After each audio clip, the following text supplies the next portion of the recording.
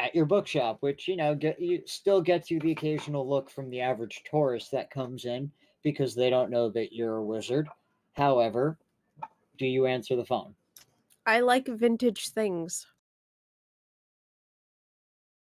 And yes, of course I answer the phone. It's my place of business. Upon answering, you hear an old voice on the other end. However, it's a voice that you've only heard at council meetings and in secret meetings of the Grey Council. Evening, ma'am. How you doing, Anna? It's the voice of Ebenezer McCoy, the Black Staff of the White Council himself. His voice, you can tell, however, by the curt nature of his phone call, that he's still grieving Harry for whatever reason. You don't know why he's still in mourning over the loss of the wizard. You just know that it happened. How's business over there, Anna? Anastasia. And I'm still open. That's good to hear. I figured I'd give you the heads up and tell you that there's going to be 3 wardens in New York City in the coming weeks, if they're not already there yet. Okay. Why? Did you say something? No, they're there to investigate the murders of mortals. Somebody's been using elemental magic against humans. And there's another problem. The power vacuum left by the Red Court has left a lot of problems for us to clean up. Okay. We need you to go to, and gives you a location. He just gives you an address and hangs up. So, that said, Raz, you get approached by Roman, as usual, in his typical finery, and he notices you. I assume your character sharpening his blades as always. Yeah, more or less, keeping up with maintenance. Okay, so just so you know, Roman and I assume Raz, your character, lives in the penthouse that Roman occupies. Probably, I guess. Okay, it's up to you. Maybe. You don't have to. You can live in your own apartment if you want. It's just he owns a fucking penthouse. I just like to think he at least stays close, and that's about it. That's fair. Their friendship being, not too far away from the boss and letting his friend get hurt. Okay, so Shizu, Roman approaches you and looks at you. He's got that look on his face that says that they have work to do, but he doesn't seem to look like he is really too pleased about it.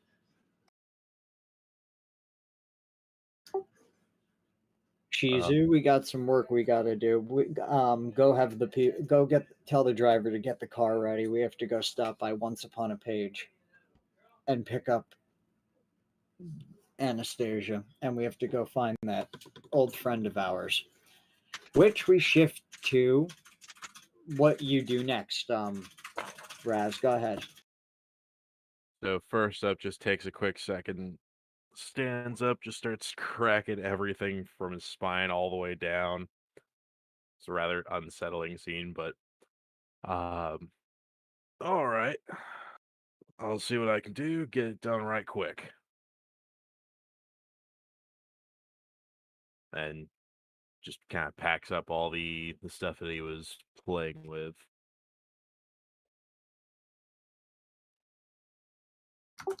All right, cool. Sorry, So you getting packed up. You also see Roman go through his usual, and you see him. He always brings what looks to be, to you a magic wand, like a state. It looks like a very elegant stage prop, but he always keeps it in a holster of all things on his person. And you see him put on ever since they've come back to New York and they met up with Anastasia, and he explained to Shizu that was a childhood friend. You see him don a set of rings on each finger. These are that they are part of his aspect. They were given to him as a gift from Anastasia, actually. So Roman goes with Shizu to get the car ready, and he makes a quick phone call to you, Souls, to your Mhm. character, and just says, Gene, I need you to tell me where you are so we can meet. In my office. All right. Text me the location. I'm on my way now. Is done. All right. So, Gene, you're going to give us a quick introduction of what your character does here in New York City these days, and then Rachel's going to go and I'll proceed the narrative from there. Well, Gene is a private eye. He basically figures out all the paranormal cases around the town. Stuff that no cop can really answer or anything like that. He normally is hired to figure it out. He doesn't really have a failed rating. He normally gets the job done. He doesn't leave on the best of terms with his clients, though. Doesn't matter to him. The job's done, and he doesn't have to be held up to anything anymore. He works out of a small little office, kind of like a little broke down, but it's only because there's not much that he can really work with. Not the best of people, so you don't get the best of people places. That's fair. So you don't do love potions, and you don't advertise that you're a fake. Gotcha. No, I'm Nope. kidding with you. I like that description. That's awesome. All right. No problem. Now, so as you're getting ready for us, obviously setting up your office, the type of person that Roman is. He's not gonna, and the type of person that Chizu is.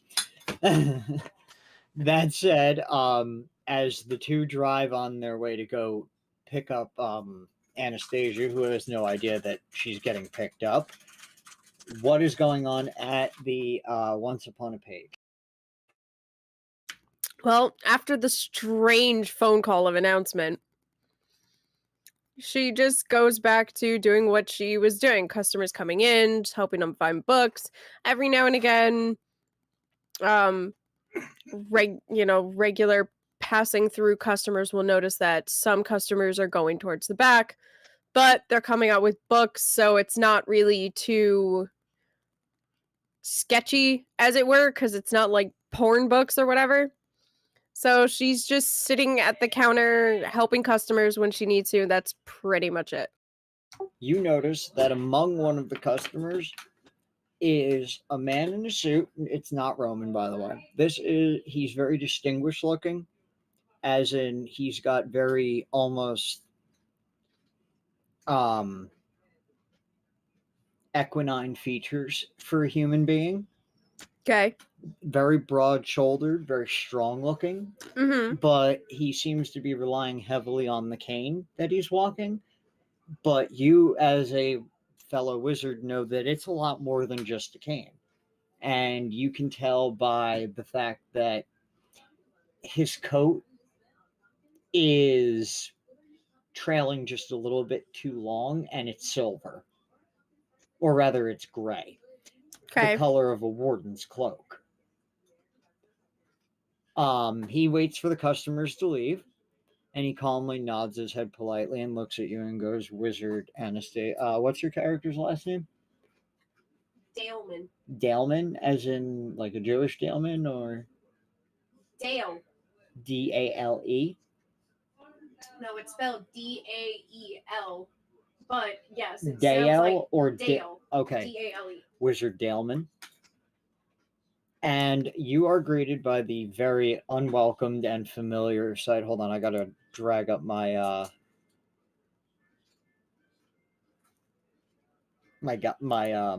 NPC list here. Sorry, guys. And I'm sorry this is feeling like it's dragging on. You're fine. It's perfectly fine, dude. I'm honestly just like transferring stuff over still, so still listening. This warden is male. And you notice, however, that there's an eye patch over his left eye. He looks very Middle Eastern more upon closer inspection, and you realize that this isn't just any warden. You've seen this man at a dozen different meetings, but you've also known him to not show up at all.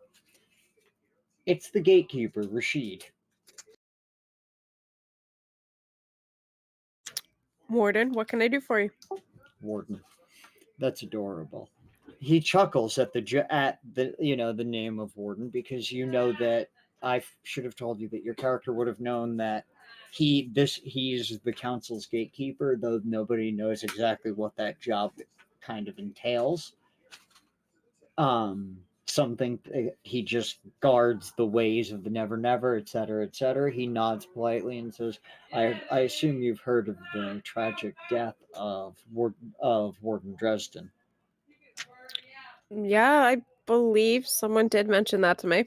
Have you also heard that there are children going missing? Children with magical potential.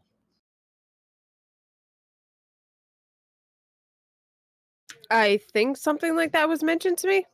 The Merlin believes that a rogue warlock by the name of Reaper, and he gestures to the picture on your wall that is a wanted photo of your old friend Roman. They believe that he's the one that's responsible for killing these children.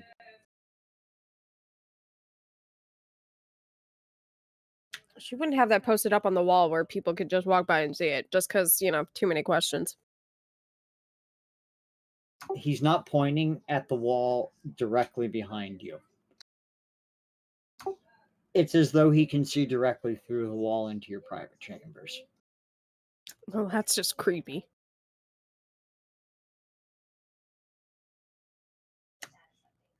Okay, so you think it's him. Go and question him? I don't think it's anyone like him. He seems more of the businessman type, and most businessmen like him don't seem to traffic in children. However, the council does need someone to look into the matter. I was hoping that I could ask you to do it. In exchange, I would owe you a favor down the road. The fact that now you know that the fact that a senior council member, let alone the gatekeeper, who you have seen shut the Merlin up on numerous occasions and outvote him, by the way, is asking you to do it, to look into the matter. You're a little quick to offer up favors. These are desperate times, and there are things coming that even the White Council is not prepared for. So if you think it's some kind of criminal doing it, find him and It is just... not my job or my ability to do so. That's why I'm asking you.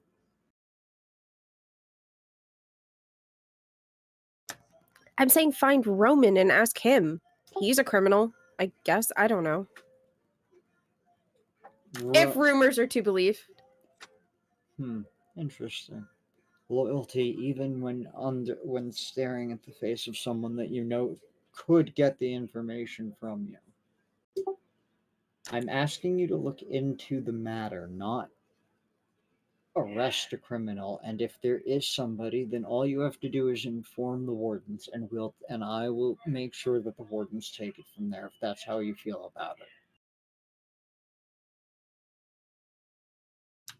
To be fair, I gave my statement long ago and nobody believed me, and that was my statement. But I believed fine. you, which is why I'm offering you one favor in the future. Fine, I'll look into it. Thank you. Also, and he slides a paycheck, as in you notice you've been promoted to warden. Why do I need this? Well, Captain Lucio felt it was prudent that you get a promotion given your nature, and Warden McCoy seemed very set on you becoming a warden for some reason. Even though the fight with the Red Court is dead, perhaps we need all the help we can get. I don't really know. There's a lot of roads to see. And he just walks out. Now, after about 10 minutes after he walks out, Roman and Shizu, well, rather, their limo pulls up. Roman looks at Shizu and sighs heavily. She still doesn't forgive me entirely. I need you to go in there and go get her. No Just problem. tell her that the summer court and the winter court have requested my help, and I need her help too. Okay, I know about the Supreme Court, but what the hell's the Summer Court? Look, you're gonna have to trust me on this, all right? You need to just use these words. She'll understand the code. Just tell her the courts require our help. All right, I don't really see us using the legal system, but whatever. Trust me, it ain't the same legal system you're thinking of. All right, now we're getting into foreign affairs. This is getting oof. And then just head out the car. Caesar, please just go get the girl. I've already left. The summer courts are for judges who want to take winter vacations, and the winter courts are for judges that want to take summer vacations. Meanwhile, in the car, the driver looks over and notices that Roman's banging his head repeatedly against the divider. Is Jean still in the car with him? Gene, if you wanted to be if you wanted me to have you picked up at the same time, yes, you can be. If you want to wait at your office, we could have come to your office like that. Please, souls, be in the car. I want to know his reaction. All I know is that Jean would look like I'm assuming Jean would be in the car. Like I'd say that she'd probably be the last stop. Jean would just look at you, just see that you're bashing your head, and be like, "You need a cigarette," and he offers you one. Ironically, Roman does not smoke cigarettes, but you do see him withdraw a silver fucking case. It's not actually real silver because he wouldn't risk hurting, his fairy friend. And you see him pull out a cone rolled joint. And he looks at him and nods his head and goes, "You're right, I do. I don't know how I put up with the fact that he doesn't believe, but he's a good man. He is." Was he lobotomized? Like, there's no understanding of magic with him. It's the fact that he doesn't believe that our world exists. Look, sometimes I envy his ignorance. I do. I wish. Look, I think his ignorance hurts you. It hurts my head, yes, but sometimes it is enviable. Don't you wish sometimes you just didn't know that there were terrible things out there? No, I would rather know, because if you know, then you're not as scared. Because, like, you wonder why all these humans go, "Oh, I get a cold shiver. Oh, it's cold outside." It's because it's your body telling you there's natural fear around the freaking corner. Well, of course, and you and I both look. I'm human, you know that. Yeah. I'm just capable of manipulating elements that the average human can't. Look, he's a good man. He's protected me since we were kids. I can't just forget something like that. I'm not saying that he's a bad man. I'm not saying that he's a good man. I am just saying he's just basically a giant meat shield. Trust me. When push comes to shove in these streets, my friend, he's the man that you want at your back with those blades. And now we shift to their scene. Caesar, remember you're not here to pick up books on baby names. No, so kind of walk in the door, take a quick look around, find Anastasia in there somewhere and just smile and wave. She's behind the counter. Yeah, take a few steps up. So, I was asked to deliver a message. My employer has asked that, uh, shit, what was it? It was something about courts. I think there's international court trouble. I mean, I have a book that could probably help him way better than I could. By the way, did that book of baby names that you wanted, was that? No, apparently that was wrong. Came You in for slapped me that, over the face with that. But I'm no, sorry. something summer court, winter court. No idea what country those are from, but He specifically said the summer and winter courts. yeah. Uh-huh.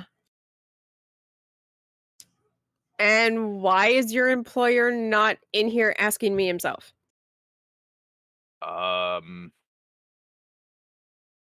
Because he wanted me to act as the face, even though, quite honestly, I don't really know what he says half the time. Talks a lot of gibberish. Okay, well, you can let him know that if he wants my help, he can ask me himself. And she just kind of gives that cute little, the smile that girls give, like, yeah, I'm not gonna help you unless, he specifically asked me for help himself. Like, don't be a coward.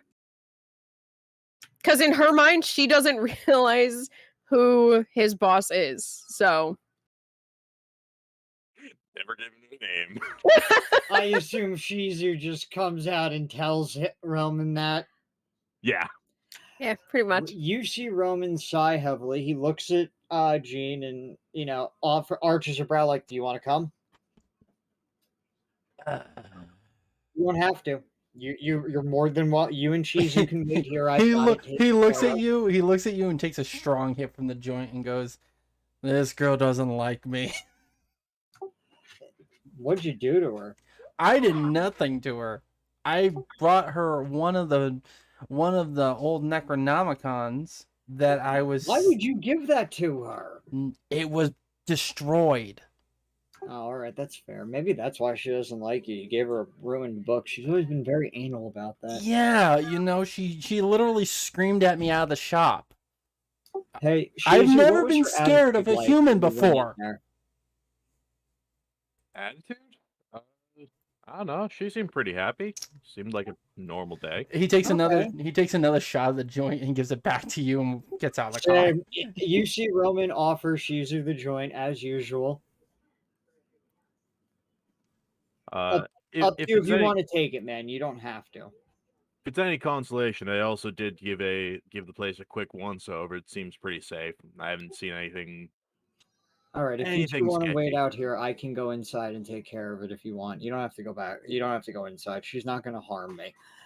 And Roman goes to go inside. Now, it's up to you guys if you want to come in. Roman walks in and looks immediately at Anastasia because he's only seen her, twice since he's been back in the city. And he's only hinted, she knows who he is. She gave him rings for the last time that he was here because he bought the property on her land and then gave it to her as a gift. But she doesn't really know who he is. So finally he sighs and goes, question, do you have books on how to help get over childhood trauma where your parents try to sacrifice you to outsiders?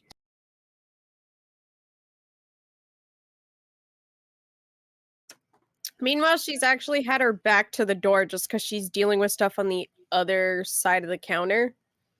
So hearing that, she doesn't see Roman specifically, so she finds that kind of odd. But she does start heading around the counter to go and head towards the section of therapy books. But when she does, she kind of glances out of the corner of her eye and just stops and stares. He just sighs heavily and taking on his old, his typical New York accent, his Italian accent, he just looks at her and goes, hey, Stacia, been a long time. You see what I mean? Talking gibberish. You can be mad at me all you want. I need your help. Oh, mad at you? Hey. Mad at you. That's what you think I am. Just mad at you. I gave you your store back. The city doesn't own it. You own it. You're welcome. I'm sorry I didn't tell you back when you gave me the rings as payment for the job and helping you. I've been a little busy. A little busy. A little busy. Right. Too busy to send word to the person that helped save your life. The person that, for years afterwards, would cry because she had no idea if you were dead or not. Roman looks over at Jean for a minute and Shizu and just murmurs, I don't remember her being this emotional, but To be fair, I think she might have a point. But you can see that the two of you can visibly see that he's not entirely sure if her anger is justified or not because he's not used to being talked to that way anymore. But sits The there, only one that can get away with it. but he turns his attention and sighs heavily and goes, "Right now, there's a lot more going on than you and me and our old history and the fact that I've had to kill to survive and avoid your fucking council, okay? Oh, a lot more going on. They're looking for you. A lot of people had to die to Yeah, get to where I am." no, they think you're possibly involved in this missing children's case. Wait, what? As he looks at Chizu blankly, like, did we get into the child trade and you not tell me? Fuck no, dude. That we've been working to shut that down. Didn't we shut down every last pedophile, save for the mayor? We're like, I can't touch him yet, but we're getting there. You would not believe the number of fucking pedos I had to beat down. Beat Oh, down, did I'm their pretty throats sure. feel so good? I mean, we own a landfill, so I'm pretty sure half of it's at least filled with that. As Roman. he just looks calmly at Anastasia, I have nothing to do with taking Yeah, children. well, they think you do. I So don't care what they think. I'm not trying to you- prove myself to them. I need your help. Gene That's sits, exactly one of the reasons I'm here, missing children. Gene sits there and just like finishes up, and he just goes, "Well, it could be the fact that there are books from the Feywild, and certain Necronomicons that have been being used. I stopped one a couple years ago. Hi again, Anastasia." And he goes, "A couple of them have been stolen, so it could be demon summonings for all we know." she kind of gives a small glare to Jean, not like him as a person, but she remembers the last interaction. Yeah, I'm not trusting that book with you again. It might I be had to returned me destroy damaged. it. I had no other choice.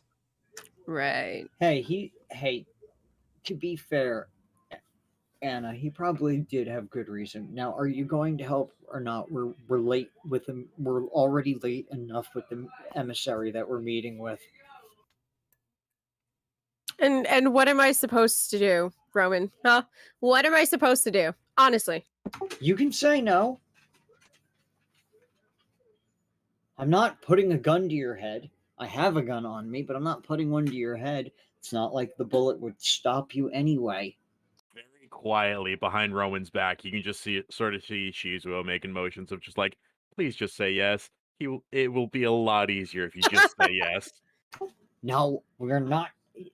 Look, I know you want to knock her out cold and just throw her in the back of the limo with us, but that's not the way to go about it this time, buddy. No, I'm being nice. I'm just asking to please say yes. Meanwhile, the amazing thing is Anastasia's like this short little, like, she's between 4'10" to 5 feet tall girl, but the anger that she exudes makes her seem taller than she actually is, which is the hilarious part. Gene, Other than that, she's this sweet little girl, bubbly, friendly. But right now, she's unhappy and glaring, especially at Jean and Roman for two Gene separate knows things. that Roman is high as a kite, and that's the only reason he's able to keep that neutral fucking face of his. Gene I actually really says like flat her out. He because looks at she ain't done nothing He wrong. looks at Chizo and goes, "You got another joint?" Roman pulls one out, and if Shizu doesn't have one, I've got one on me, and just. I'm just gonna say, not for us. And he points at Anastasia. No. Really, you don't party? Do I look like I have time for such things? You actually, that looks like all you do have time to do these days. The war's over, Anna. Dresden ended it. He's dead. He's not coming back. My business is books. You're a fucking wizard. And I know how ridiculous that sounds before it even came out of my mouth. But the point is, you're still a fucking registered wizard of the White Council, aren't you? No. Yeah, really. So you gave up your membership? That's why I didn't just see the gatekeeper come out of here not 10 minutes ago? He was asking me for something else. Really? And what was he asking you for? I don't have to tell you. I could let Shizu do what he does best, and he's very adept at a knife. I just kind of shuffle over to Gene, just kind of nudge him, just like, what sort of kinky shit were they getting into? And he just looks at him straight face and just says, books. Anna, Roman, you know that my store has protection spells. Do you really think that he'd actually really be able to get through? do you think that I'd actually keep us here? By the time it took you cast that ability to get those protection spells to kick in, I'd already take us outside. I'm not here to get into a pissing contest. We're late. I'm late as it is. I'm asking you to just come to the meeting. That's it. That's all you have to do. Anna. He looks at Anastasia. Anastasia. I have one other of the books, unharmed, unbroken, on anything. I will give it to you if you go ahead and bring us. If you come with us and go. He looks at her straight face and goes, I am a fae. Meanwhile, she just kind of looks from Roman, then looks over to Jean. If Kinda- you want, kinda we scrutinize- can do opposed rolls here to try and convince you to go willingly, or we can try the other way. He's trying to be just honest with her and just basically stop the fighting and just get it to go. So meanwhile, she looks over. She looks at. Bark. Sorry, No, my no, no. puppy's being angry. No, it's So fine. she looks at Jean and says, "So what you're saying for your bargain?" And she kind of puts an emphasis on that word, for your bargain with me, is that all I have to do is go and show up to this meeting. Once the meeting is done, my obligation for being there is over with, and I get the other book. You notice when you say those words, Anastasia, Roman sort of steps beside Jean, and you see a very calm anger wash over him. Shizu, you know this anger because this is the type of anger that's gotten entire fucking cartels wiped out before. And and you were the one that did it, so you know damn well what that look means. And you see him look calmly at you, Anastasia. For the first time, you see a completely different human being standing before you. No, there is no bargain. He's offering you a book for your cooperation. You will not treat him like he's some common fae. That's not what he is. He's much more than that. He's my friend.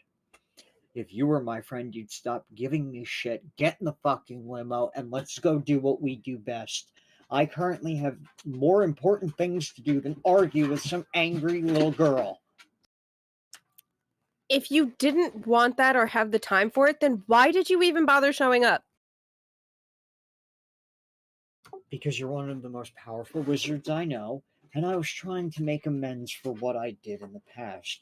But since you're going to hold on to it like a child, fuck it. I'll fix the city the way I intend to do, with Shizu's help, as I originally intended to. You don't have to be part of the solution. If you wanted to make it up to me, all you had to do was come in on any other day since you've been here, which, don't lie to me, I know you've been here for a while, and just say you're sorry and, I don't know, take me out to lunch or something. I thought you getting ownership completely tax-free of your land and your bookstore would have been enough. That was show you. conditional on me helping you then. No, actually, you needed my help then, and it was only thanks to Shizu that I agreed to it in the first place because I didn't remember it was you. Gene puts his Yeah, hand up for a second and goes, wait, you're mad at him because he didn't take you out for a date? That's what it sounded right. Like that's what it sounded like. He to just me. like stops and just like looks at her gawked. Yeah, like even Roman kind of blinks. Like you do know that's what it sounds like. Right? Why do men instantly assume that when women talk like that, it's instantly a date? Well, Can you because- guys not understand? Never mind. Never mind. Look, are you fucking in or not, Anna? The ladies of the ladies of both courts are sitting in a warehouse right now, waiting for us. So all I have to do is go to this meeting, and that's it, right? Your word, Roman. My word. All right, fine. All right. So after all that convincing, you see Shizu. You're the only one that hears what is whispered into your ear. I'm going to say it into you. I'm going to message it to you right now, Raz. That way you can see it. By the way, is Gentle still waiting? By the way, guys. Yeah, I believe so.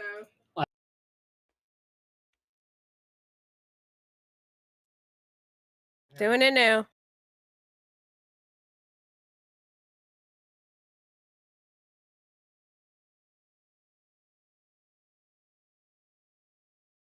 I'm not sure myself.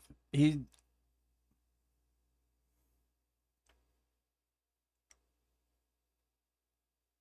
think he means what's going on in his store.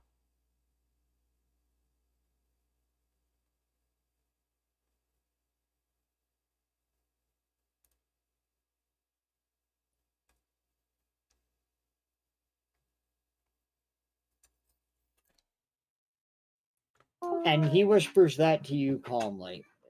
Roman walks out after she agrees. By the way, gets in the limo, and there's the drivers holding the limo open for Shizu and Roman and Jean and Anastasia. To which my only response would just be, rule one, fight hard, run fast, and survive. Just like when we were kids, and just like you taught me when we first stole that first meal for each other. As he just, fist bumps you and gets in the limo. By the way, Anastasia, you notice that for a mob boss's limo, it's surprisingly combat ready with a variety of things that, though to Shizu, don't look like weapons. You notice are certain ingredients for protection spells. There's actual warding carved into the floor mats, and it's not his design. Gene actually did some of it. You also notice that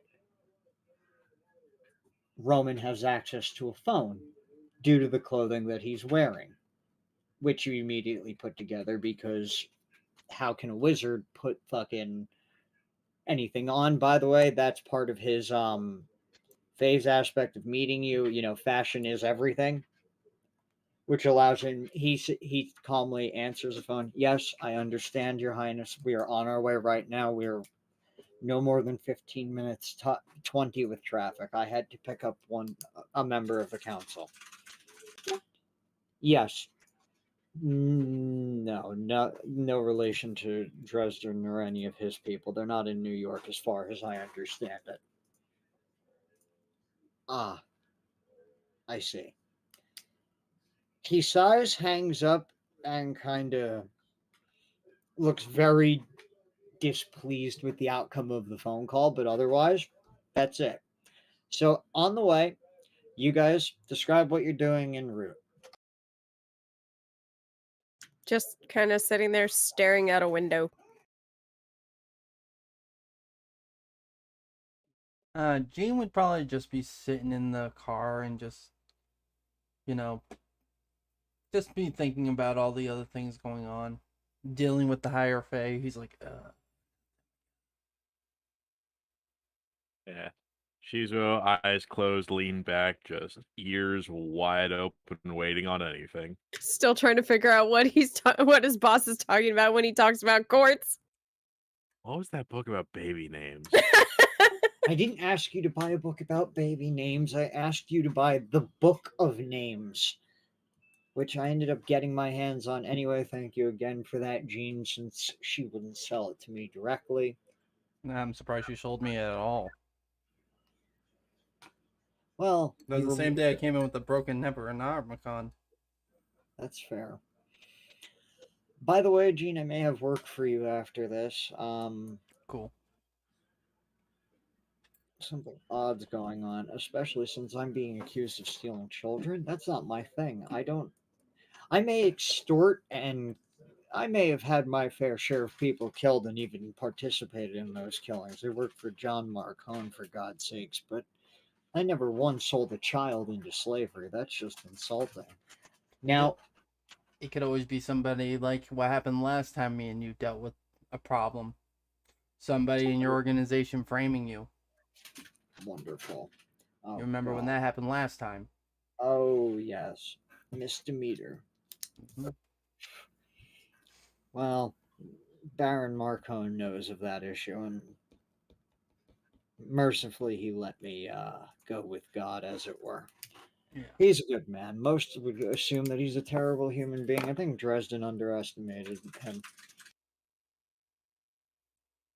We'll see. You know, that's just idle conversation. Now, by the way, Shizu, you know Dresden only because we watched our boss deal with him frustratingly and the destruction he would cause on our former boss's fucking property. So we kind of see Dresden as more of an annoyance, but not necessarily a terrible Bad. human being.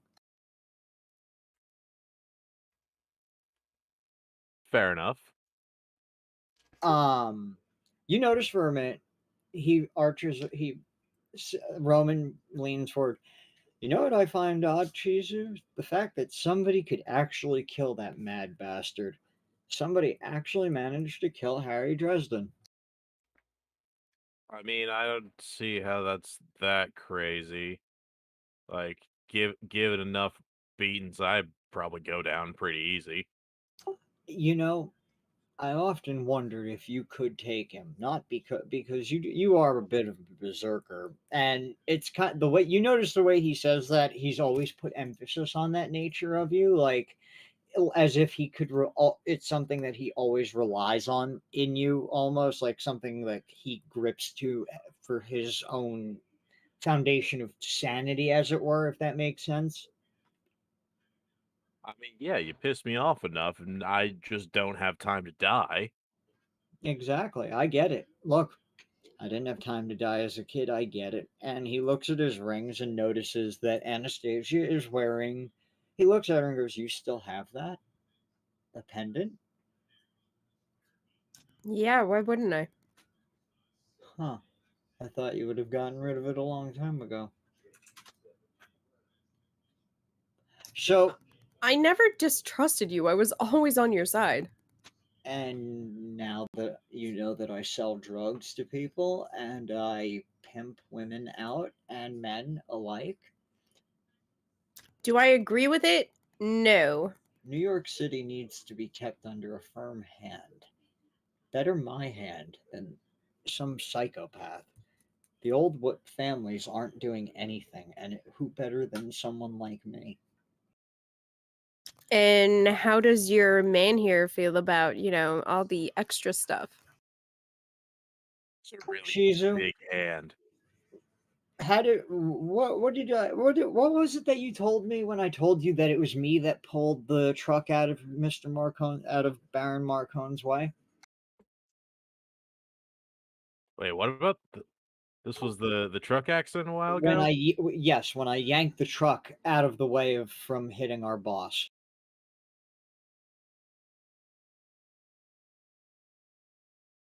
If I remember correctly, that was something to do with like some cut brakes. As he just looks at Anastasia calmly, as in, your witness, sport."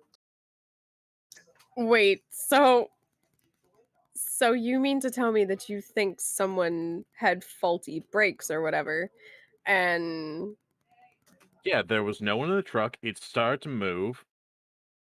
The brakes must have gone.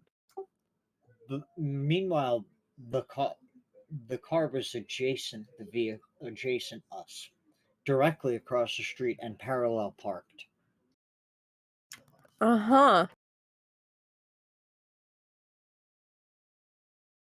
The car was thrown at us by a Nagalashi. How is he gonna handle this meeting? I'm pretty sure he's not, but whatever. I've just look. He chooses to ignore. Blissful ignorance. He's choosing blissful ignorance willfully, even though he swears that there's no magic in the world. I'm fairly certain my brother Shizu here does know that there Hey, is no, magic in the there world. is absolutely magic in the world. It's just, it's a lot more explainable. It's a lot of smoke and mirrors and moving hands. You've seen me. Do you really think we're That are you really comparing us to David Copperfield? I think he's more thinking you're illusionists. Wait, imagine if he saw what you really look like. And meanwhile, Roman only he whispers that to you, Gene, because he, like remember, you have a glamour on to blend he in with he's humanity. he smirks a little bit, and if Anastasia stares at him, she can see some sharp teeth appearing underneath his form, and then flicks back to normal. As she That's just, right. as she Just kind so of, you know, your human glamour, by the way, it does look human, but you're like almost too beautiful to be human. That's the ironic part. Mhm. meanwhile, Anastasia kind of looks back at Roman and goes, I've probably got some books in the back of my store that would definitely start making him believe, considering they can't really be rationally explained. You realize that he's not all quite there with that department.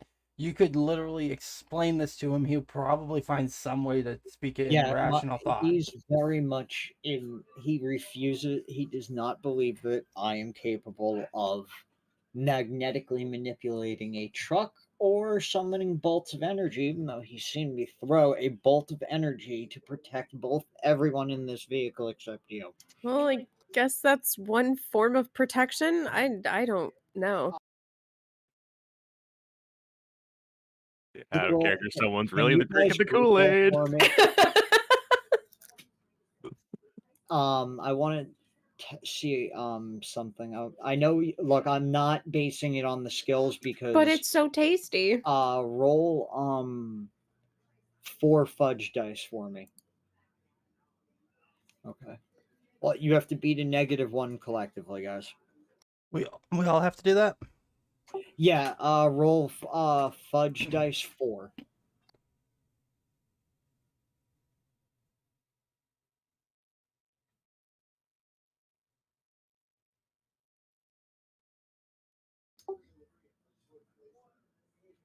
So I got flat even, 1 positive, 1 negative, and 2 flat.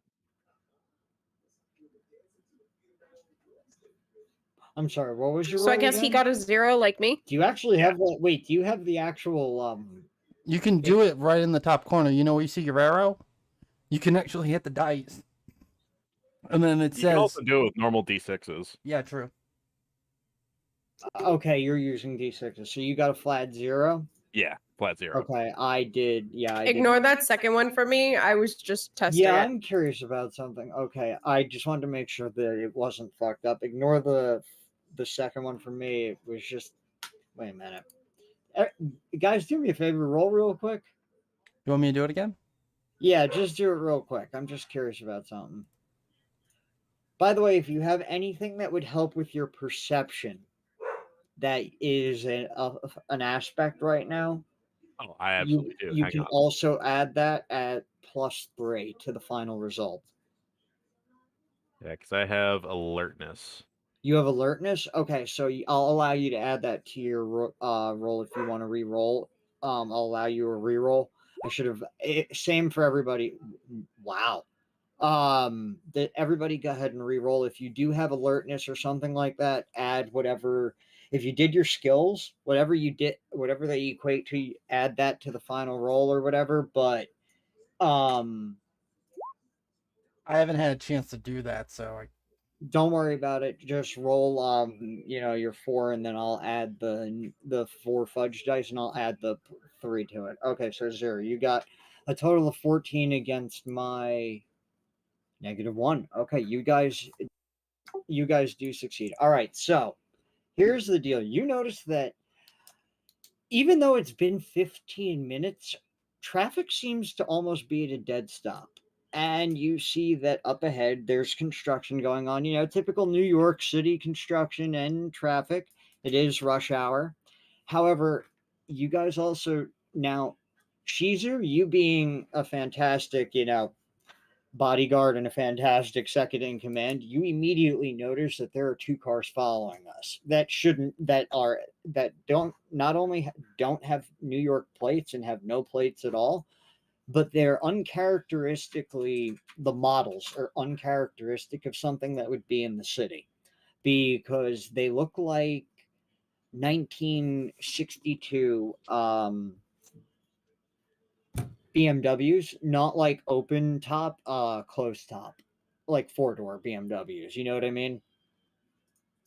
Okay. Like uh, maybe a better example would be have you guys ever seen Lovecraft Country? Nope. No. Shit. What kind of car are you thinking about? That silver car that they used in Lovecraft Country. The one, Oh, that's a Rolls Royce. okay. Sorry, Rolls Royce, guys. Sorry, No problem. like I said, I'm out of it. You see that there are twin silver Rolls Royce following you guys.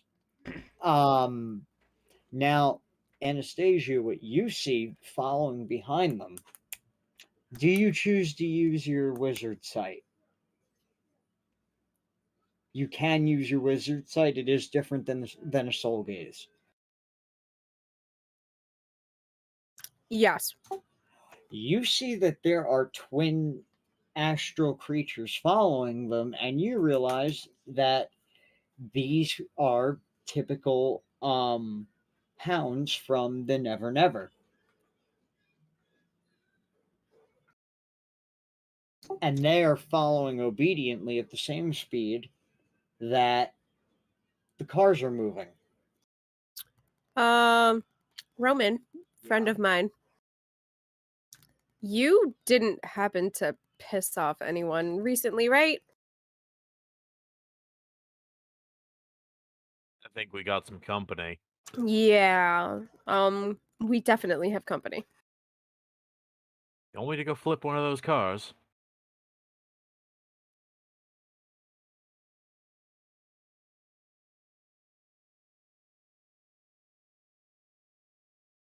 Oh no, not again.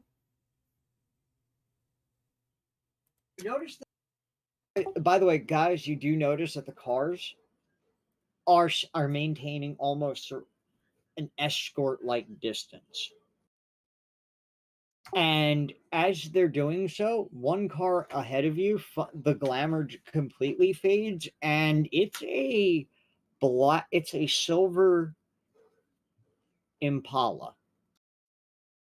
How far away are we from that meeting? You guys, in terms of distance, are you asking the driver or are you asking me as the GM? No, I was asking, technically it was Anastasia asking Roman. Roman looks at the driver. How far away are we, Charlie? The driver just calls back from the intercom. We are 3 minutes out, sir. Maybe it's an escort to the meeting? It's possible they haven't attacked us yet, but and if they do attack us, it would be in poor taste, given that we were offered hospitality. I'm just concerned about the hounds. Roman arches a brow and decides to look to see what you're talking about. And given the fact that he can use his wizard sight, and that adds like +3 or 4 based on what his skill would be, so Say hello to Hound 1 and Hound 2. Roman nods his head and goes, "Huh, that's odd. Those are hounds from the winter court, not from the summer court." Yeah. My That's why I was asking if you pissed off someone recently. No, I haven't. I haven't interfered with any of the court's businesses. Actually, I've done actually a number of favors for the court recently. That's why they called. So you guys notice that the car in front of you, in particular, Gene, what you notice right off the bat, the drivers are not even wearing glamours. They are Fae. They're Sid. They're definitely Sid, by the way, that they're sitting in the vehicles. You just can't tell which court they represent. But you also do see that there is somebody sitting between two of the Sid in the back seat.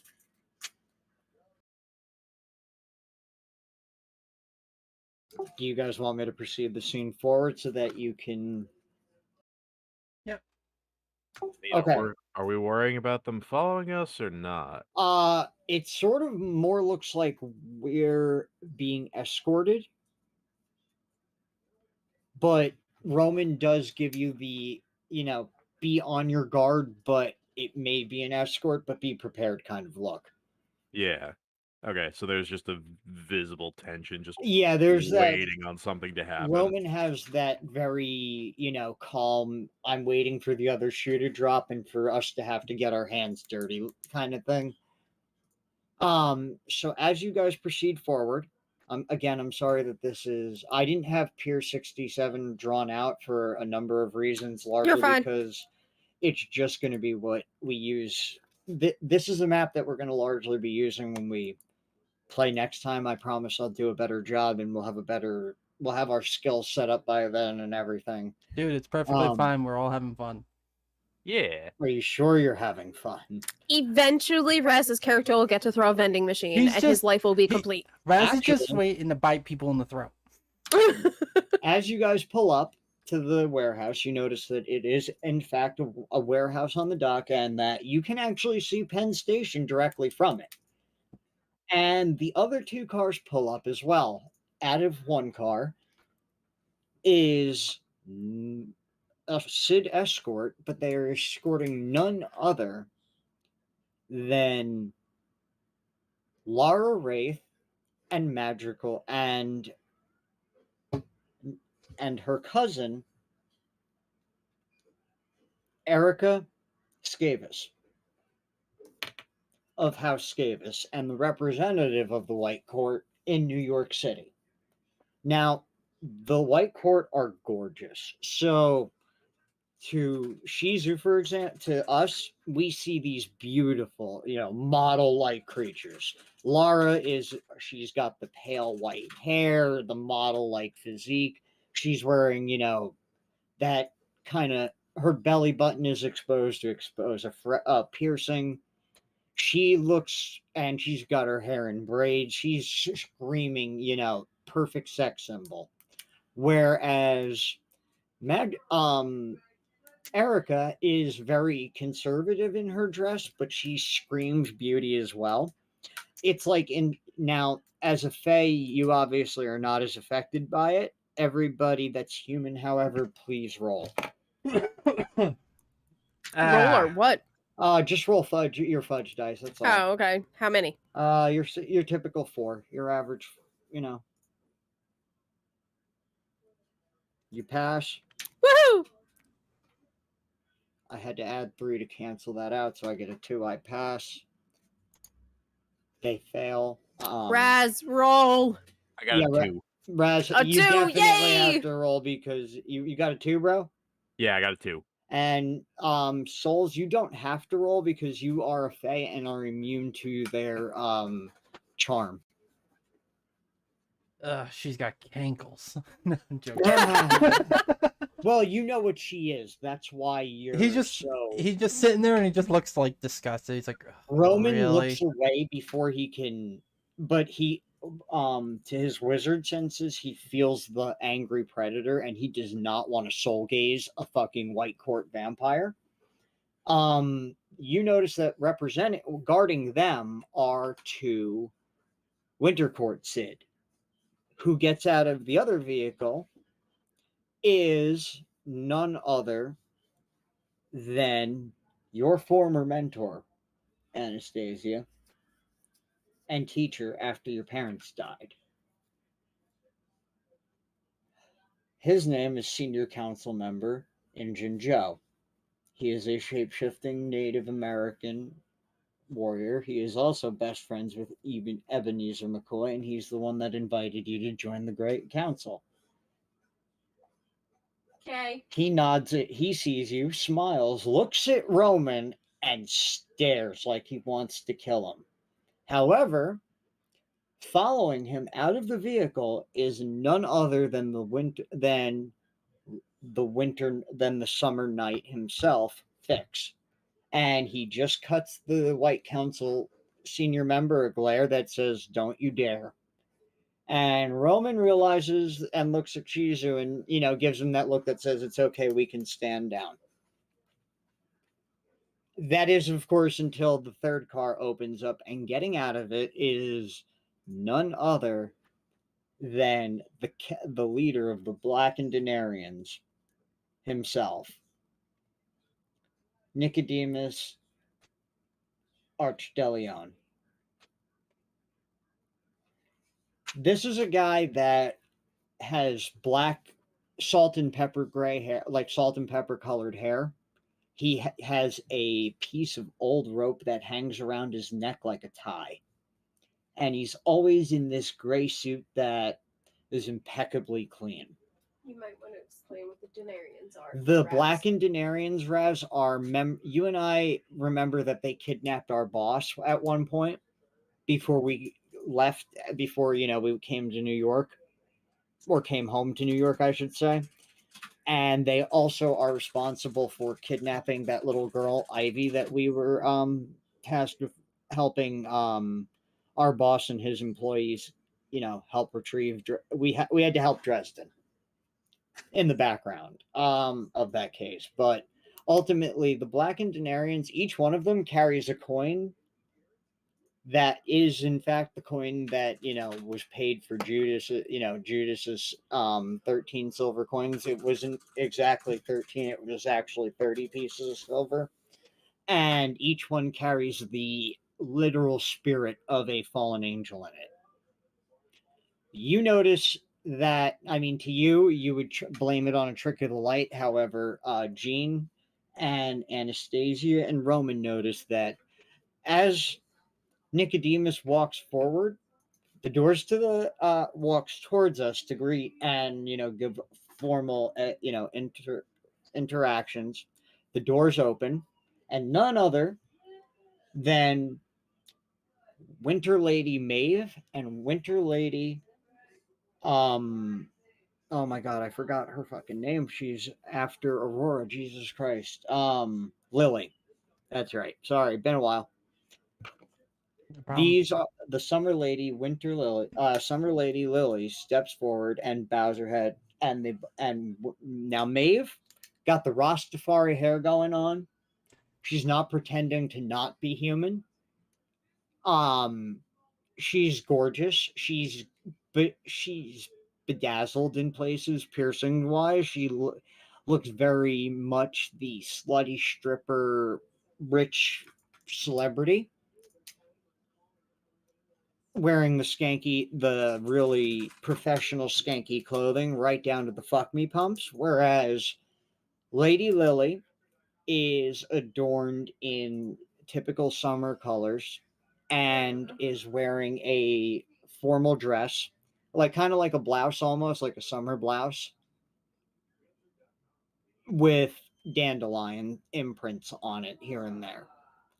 You notice at her side are two large, at each of them, there are larger Sid. Now, Gene, you recognize one of them as a rawhide Fae, like a rawhide Sid. One of the, Mhm. basically a conglomeration of maggots and things from the earth, and it is a vassal of Winter. You also notice that the red cap, it is with him as well.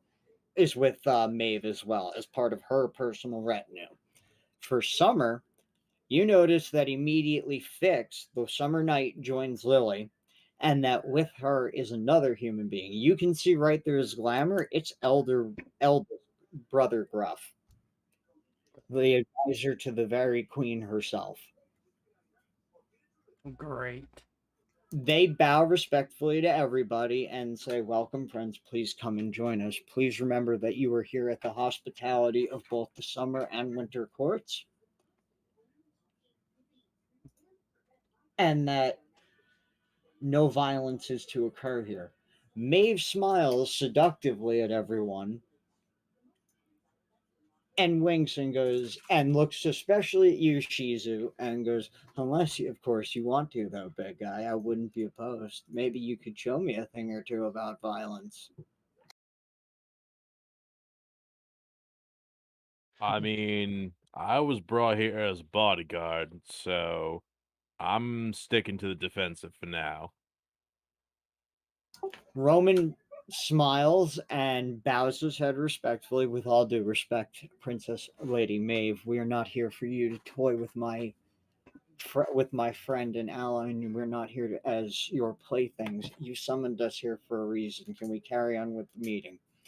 We're let inside, and there's food everywhere for all types. You notice that Nicodemus sits at the edge. And what do you guys do upon seeing that there are various Fae present? There are bodyguards from everybody's respective factions. The Wraiths sit on their own side, etc., etc. Roman and Shizu have their sections for New York that actually say, representatives of the supernatural underworld. Yeah, for the most part, I am just following, shadowing, and mimicking as best as I can, just knowing, yeah, I don't want to insult people. I just There is want to do what boss does does. look like a fairly standard gathering, like you would expect of any kind of like Shizu. To you, it looks like what you would expect an underground gathering of mob bosses and different families meeting would look like. A lot of interactions, polite conversations, but veiled threats beneath everything. Fake smiles, the typical works. Gene, you know how these functions work. You're a Fae. Yeah, Everything is protocol to these people. yeah. Gene would just be walking over, looking for the nearest wine, and sitting down because he doesn't want to talk to anyone. You find it, obviously, Yeah. and you do so, and you notice that sitting among them is a Valkyrie, a female in a honest to God black and white suit, right down to the traditional, what you would expect like almost a valet or a traditional Victorian butler to wear, except she's got wildfire red hair, just like the woman sitting next to her, who's kind of pale, almost Nordic looking, and you recognize her as the managing operator of the New York office of Monarch Securities, which is owned and operated by Donner Vaterong. This, however, is Francesca Savendrinier. Drinier. Sorry, I based it on I literally used a Nordic name, like a Swedish name, like a Viking name generator, and that's what it gave me. He was halfway down drinking his wine when he spits it back up into the cup when he realizes who he sees. You notice that Francesca smiles calmly, and there's something about the way that she smiles as if her very eyes are the very sources of magic themselves. But she's not soul gazing, she just offers you a polite smile and nod respectfully. He coughs a little, wipes his mouth, and bows. Roman arches her brow curiously before realizing who it is and nods politely. She nods back at Roman. And, Anastasia, what are you doing? And then Shizu, you describe what you're doing as well. I'm mirroring everything that Roman does. I'm literally his shadow right now. Yeah, honestly, she's just kind of considering how many people are gathered there. She's just, and who's gathered there. She's just kind of standing there, unsure of whether to take a seat or just kind of looking around. But at the same time, not openly staring. She has no idea what the fuck she's doing there. I mean, will you stick close to the very nice bartender looking guy? Yeah. Because so far, I have very much been just a lovable idiot. A lovable idiot that talks about a lot of violence.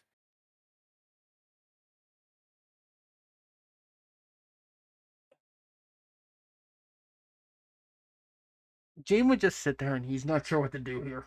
He's scared that there's too many powerful people here, and he gets a small paranoid thought in his head. If someone was to attack, this would be the perfect time. But it would be suicidal at the same time. Wait, is he whispering that where No, he's thinking that. Anastasia? Okay.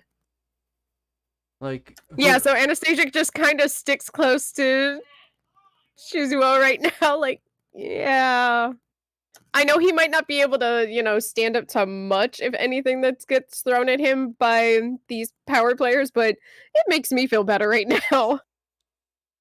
I'm still a meat shield at the end of the day.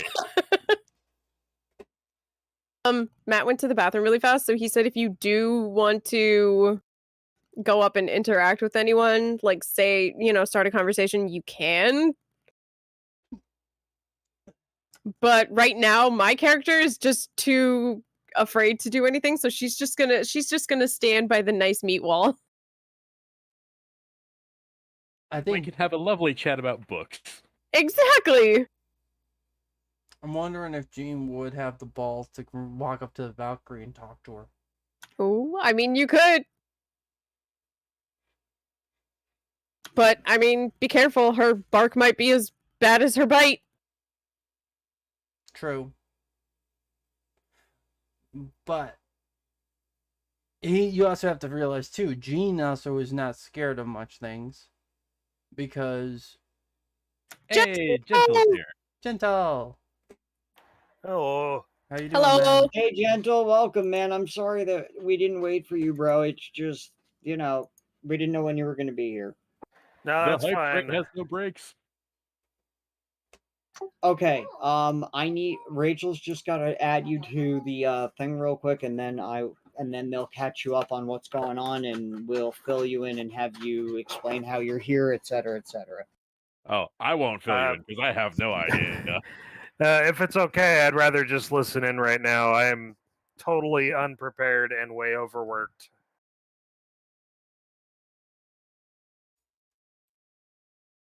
Really fast. Can you pop into Roll20 real quick so Rachel can Tell add me- you to the game for me? I am in Roll20 right now. No, there's a secondary link because Matt didn't realize that I had already set up a game. So there's a secondary link from today. Click that one, and that's the one that we're actually in. Yeah, it's just, Okay. Okay.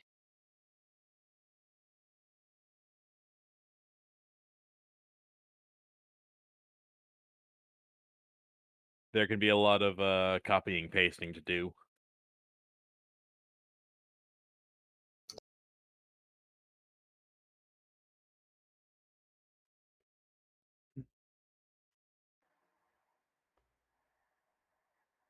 So I think Jean would have the balls to walk up to the Valkyrie and start talking to her.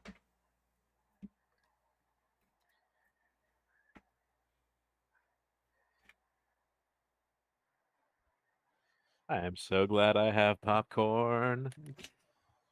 The Valkyrie looks right at you, Souls, and says the following. Now, Rachel's going to help me out with the female thing because I can't do female voices. So, unless you want to hear it come out of my mouth, Who cares? Do it. Be Okay. sultry. Be I sensual. can't. But I will. Oh. The Valkyrie looks Oh. at you, and you notice that she is wearing sunglasses, even indoors, but she lowers them just enough down the bridge of her nose, eyes you up and down, and kind of smirks and looks at you and goes, "You know something about pain. I wonder how kinky you'd be really willing to get." Ooh, pop Kiddo. chicka wow wow. And she says kiddo as if she's older than you. Yeah, she probably is. He doesn't really care. He doesn't really. Cougar. How old is your character? 300. 300? Okay, so she just for the record, she is a couple thousand years old. Only a couple. Only a couple thousand. Only a couple thousand. She's looking at Did you me. notice She's the looking name at on me, her, slapping her arm and going, bucket list.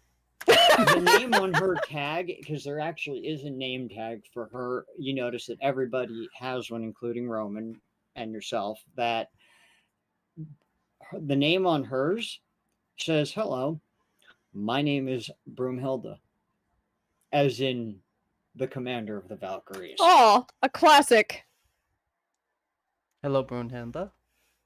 Broomhilda nods and goes, "What's your name?" Jean. Interesting. And what do you do, Gene? Son of... He kind of goes quiet on that one. He doesn't want to admit, but he takes a deep breath and he goes. He doesn't want to give away too much of his information. Son of an archfey.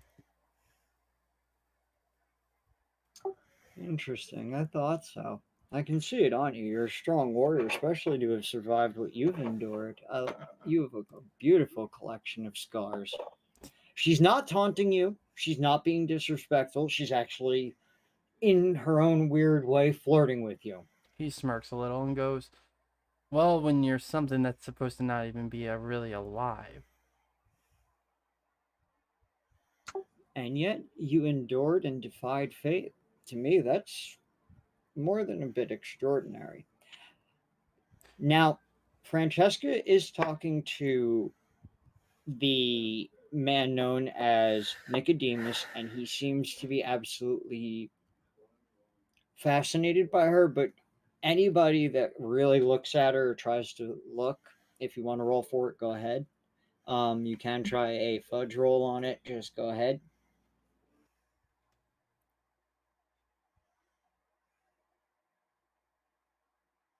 Ooh, it's all nice. Mm-hmm.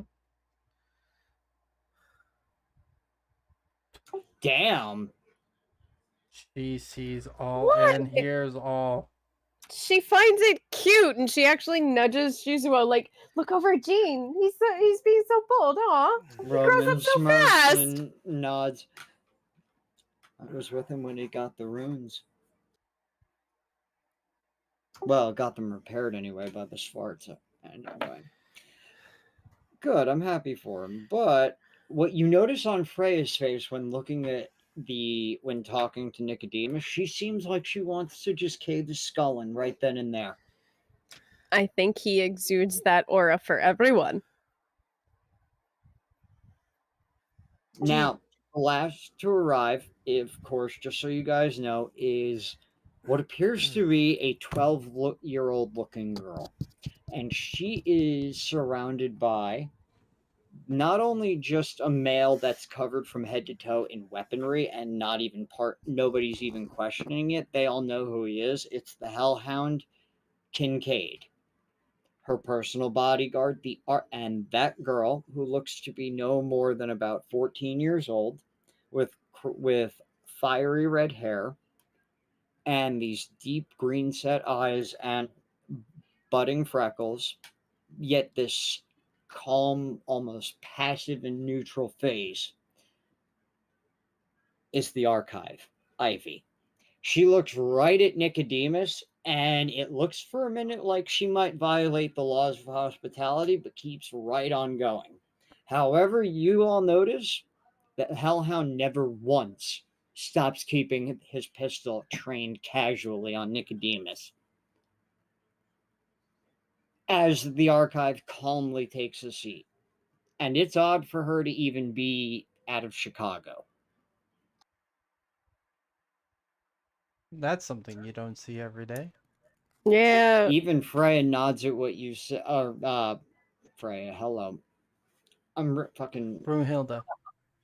yeah, Broomhilda nods calmly and smiles. Indeed, that is odd. The archive never. She hasn't. Rumor has it that she hasn't stopped mourning since the death of the mad wizard Dresden. Hmm. Yeah. So where's this custom from? Yeah, Anastasia kind of looks up at Shizuo like, "What custom are you talking about?" Like, is this some sort of power play or what? Well, I mean, Well, it's a meeting of power players.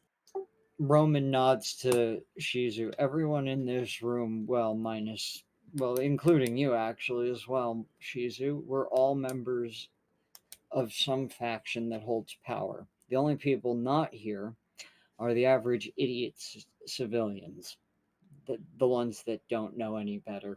It's better that they're not here anyway. And he starts identifying people for you. But he kind of, everybody notices, like what Anastasia, you'll notice, and um, Gene already has seen him do this. He explains the courts away, like each representative of the courts, as the courts are their nicknames and that they represent the seasons. That's their kind of their shtick. He then points out, the Nicodemus and says, his shtick is that he represents, the antithesis to Catholicism. He basically ex ex churchgoer and embezzler, and he's actually a fucking terrorist. He's on several do not no fly lists. And All right. as for the woman that Jean is flirting with, she is probably an employee of Monarch Securities, owned by Donner Vaterung. I don't know where he's based out of Norway, but he's got offices all over. He has one here in New York. That's Francesca Svadranir. I think that's his niece or his cousin or something. And he says it casually, looks at, and then he points at Anastasia and goes, "She represents the business community. You and I represent the underworld because everybody else is, well, incapable." Yeah, at that point of Roman explaining that, she would turn around, look at Roman, and go, "Wait, so why exactly am I here? Considering the people that are here, I shouldn't be here." Because we both know you represent somebody else. Who? Injun Joe calmly steps forward and sits next to you. "Warden, it's good to see you again, Anastasia." And he's kind of got that. He sort of has this southern drawl, but is very much more akin to Native American speak. Like it comes and goes, the drawl. Like it's sort of almost mocking in its usage, whereas his normal voice is more Native American, like very traditional Native American, you know. I know it sounds stereotypical, Well, no, I mean, if Fight that's who the probably character would- is, that's who the character fight would is. probably last long time. Many people get in the way. Many people die. Unnecessary deaths. It wouldn't be worth fighting. Like that kind of speech. You know what I mean? Well, if he's walking over because Anastasia was still standing, she'd kind of feel bad for not necessarily keeping in touch more, but she would turn around and kind of smile up at him like, "Hello, sir. It's good to see you again, Anastasia. It's good to see you too, sir." I know it's been a while. I've been busy keeping big fat hillbillies from getting eaten by spiders. I've just been in my bookstore. You never do leave that bookstore, but you're here now, and that's all that matters. I leave it sometimes for things. I noticed that you're keeping company with a criminal. Is that the boy you told me about? The one I told everyone about that pretty much 3/4 didn't believe me about? Yes. Well, Ebenezer and I believe you. Even if he is a dumb hillbilly that likes to taunt things that he shouldn't taunt. Though I weep for his loss. Dresden was his grandson. So, how are things with the council? Chaotic. We had a traitor after Morgan's death, as you know, and the council hasn't quite recovered. We're still putting the pieces together on how many are either missing or dead after the massacre of the Red Court. That's unfortunate. Yourself? Purchasing, selling, and procuring of books. The usual. Nothing about outsiders or that violates the seven laws, I trust. Haven't come across anything yet. I trust you would inform me of anything that would be regarding outsiders. Of course. Why would I want outsiders here? You haven't come across any copies of the Book of Kemlar, have you? No? Do you want me to keep my eye out, Yes, though? I do. That is a very dangerous tome. Okay. With that, you notice that he invites you to sit with him in his section for what's clearly the White Council, but you can tell that he's representing Grey Council. Well, she looks over at Roman and, Shizuo and... He's not taking it personally. Well, no, she looks over at them and kind of whispers to Roman like they don't know the dangerous tomes that I can get my hands on. Don't ruin my connections for me.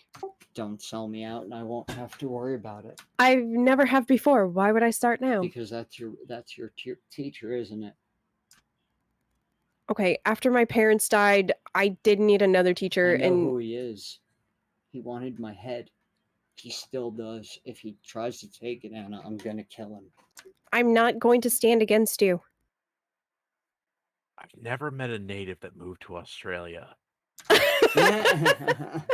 Never met a native that moved to Australia. That's because they're already natives there, Shizu. As she just kind of gives Shizuo Finally, she gives that like not like patronizing pat on his arm, but it's like a oh you're so cute pat on his arm, and then she does give Roman's arm like his forearm like a gentle reminiscent of their childhood loving squeeze, and then goes off to sit next to her mentor. as Where Roman else are you takes supposed to find spiders big enough to eat people? trust me, there are spider Shizu. I assure you, they do make them big enough to. The government's been lying to you, In Shizu. You're right. Australia.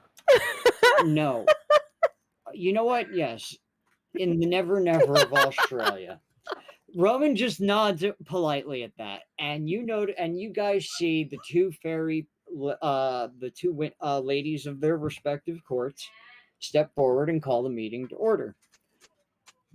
Maeve begins by saying, Lily begins by saying, thank you all for coming. We understand the importance of all of your positions and the interruption that this is and the inconvenience it's causing you, but it is important.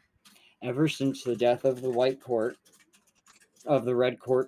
vampires at the hands of the hero Harry Dresden, some would call a madman.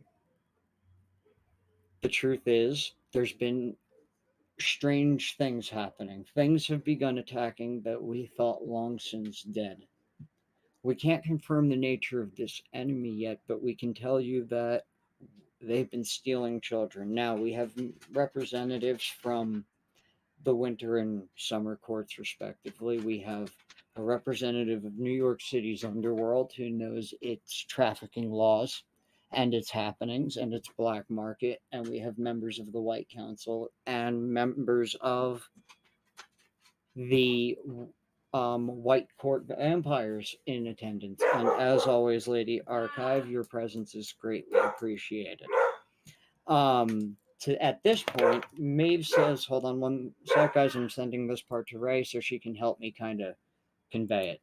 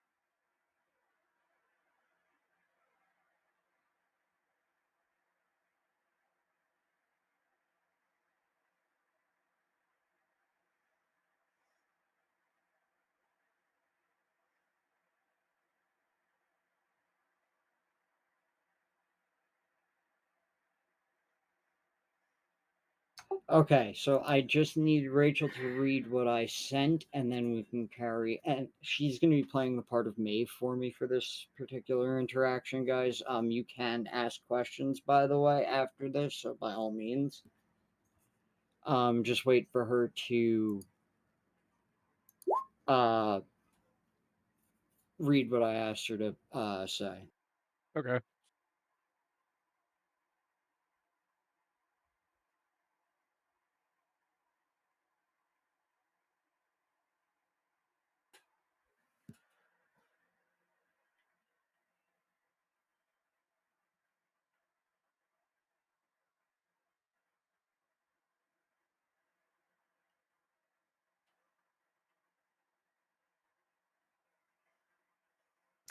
Well, so apparently it's Maeve standing there right now.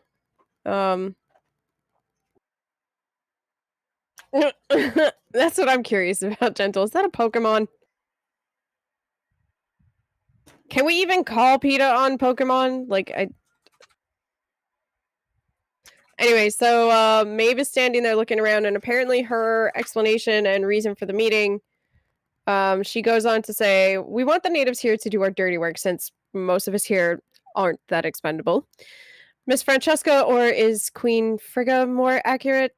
Well, no matter. Since should harm come to her, her husband will bring wrath to New York, which would make 9/11 look like amateur hour, and you can thank Nicodemus for that particular incident in horror.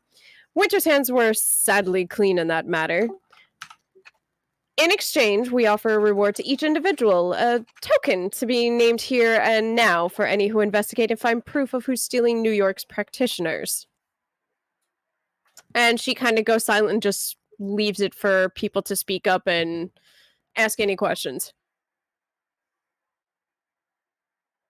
Roman immediately raises his hand and looks at Maeve and Lily both and says, my resources are at your disposal on the grounds that I be named Baron of New York City and that it become my territory, that you allow me to become the second human to sign the Unseelie Accords.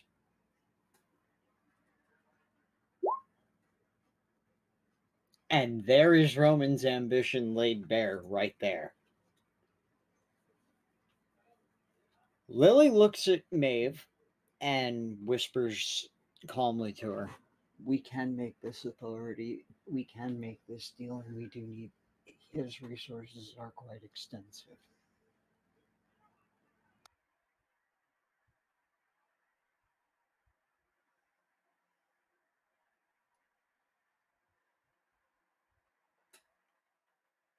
Hmm. Lily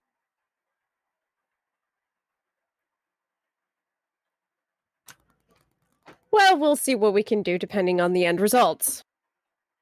No, Winter Lady, I want the guarantee now. You see, you dare waste my time with something that isn't even my problem. You put me in the same room as people that would hunt me and execute me because of my so-called crimes, when really it was just, how would Winter define it?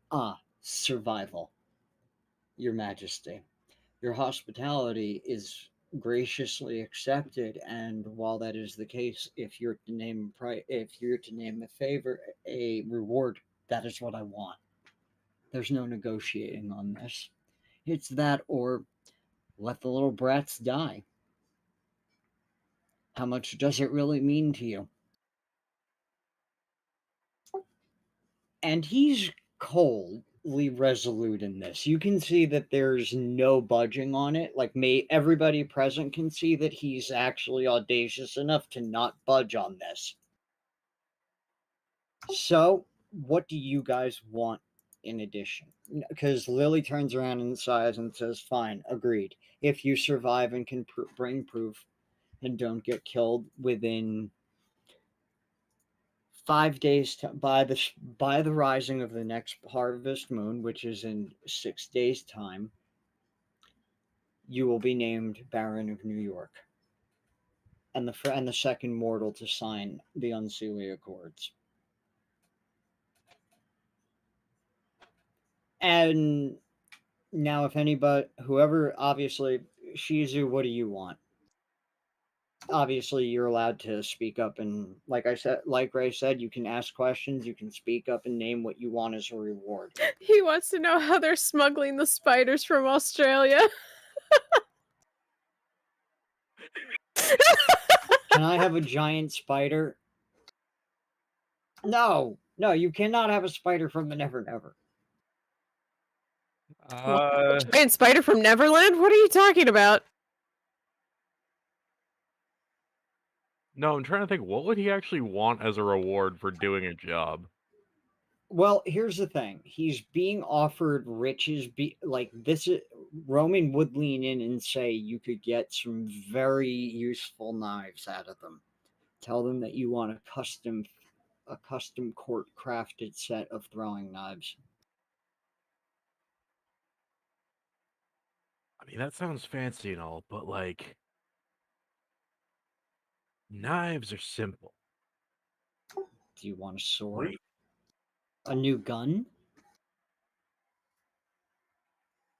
I think he's got an idea. I'm just waiting for him to say it. A lifetime supply of salmon. All I can eat salmon all the time. Why? I can get you that now. That's a waste of a gift. What are you doing, Shizu? I like salmon. I can buy you a fish market. What else? Anastasia kind of looks over at her mentor, kind of more surprised than anything that they're doing this, and she'd lean in going, are they really this desperate? If they're offering him the kingpin of New York's crime syndicates, the title of Baron like they did in Chicago, yes, desperate would be one word. What does one even ask for? What does one's heart, when the they are involved, remember that they are being honest, so you may take what you want. But I don't really want for anything. That's the sign of a truly pure soul, but not the point. Perhaps there is something you could do for your city.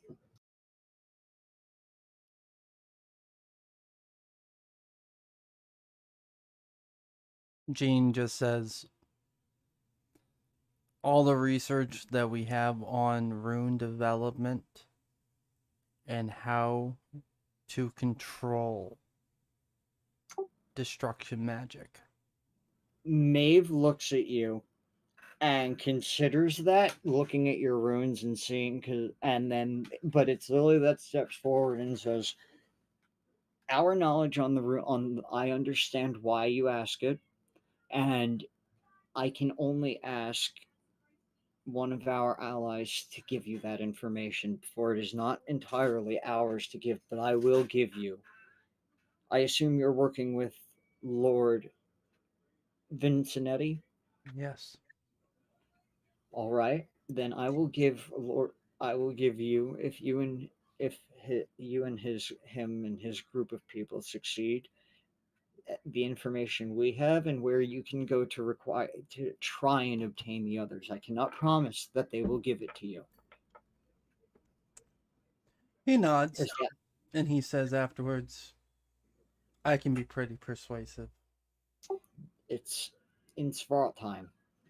Remember, understand that if you're to go there, you do speak with the Queen's name. I will. Because Lily can tell that you're from. She can see through it. She is the summer lady. You know what I mean? Yep. She's You the understand highest of the that. Fae. You understand her level of power. Like, so she knows that you're summer court and that you're a high-ranking Cid. You're just independent. Like, you want to be left alone. Okay, that's fine. And she gets why. This will free you entirely of any real obligation except, wartime. Yep. So she agrees. For the sake of argument, Gentle, what would your character want? Gentle's kind of not in anymore. Oh, he left? Okay. Yeah, I think it was just because of everything that happened at work, he was really just tired. So. Okay, I don't blame him. Just remind me to get a reward for him. Assume that his character did tell me something. Okay. Yeah, That's fair. myself, Anastasia just has no idea. Like, in her mind, she really doesn't want for anything. And whatever she does want is something so simple, she could just get it herself. So, boss, how fancy of an axe What if can I she could get? get the charges dropped from Roman's life? Get the warden's office back.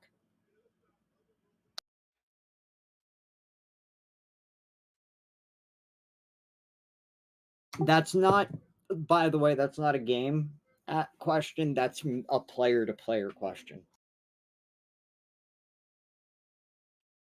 The Fae she could ask the Fae to bargain with the court and say that because he's Baron, he's allowed to enforce his authority any way he sees fits. Mhm. He's not a member of your council. He was you abandoned him, and he sought refuge elsewhere. And by the way, Souls, you can back me up on the legitimacy of that argument. Yeah.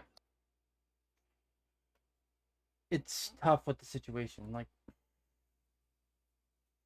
Yeah, she'd do that. She'd turn, look at Maeve, and go, the charges that are against my friend for the past, I want them dropped.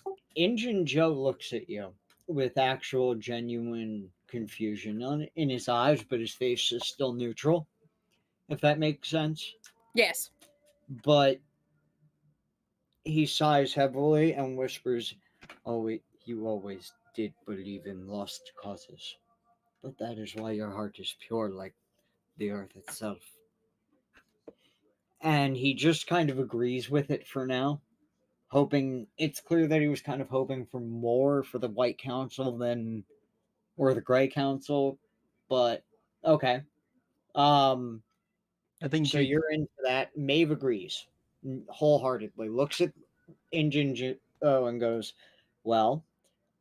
As she looks at and the archive, you see her nod her head and agree that should the job be done, this little girl actually says, if the job's done, someone's, Soul, you get your, Gene, you get your information.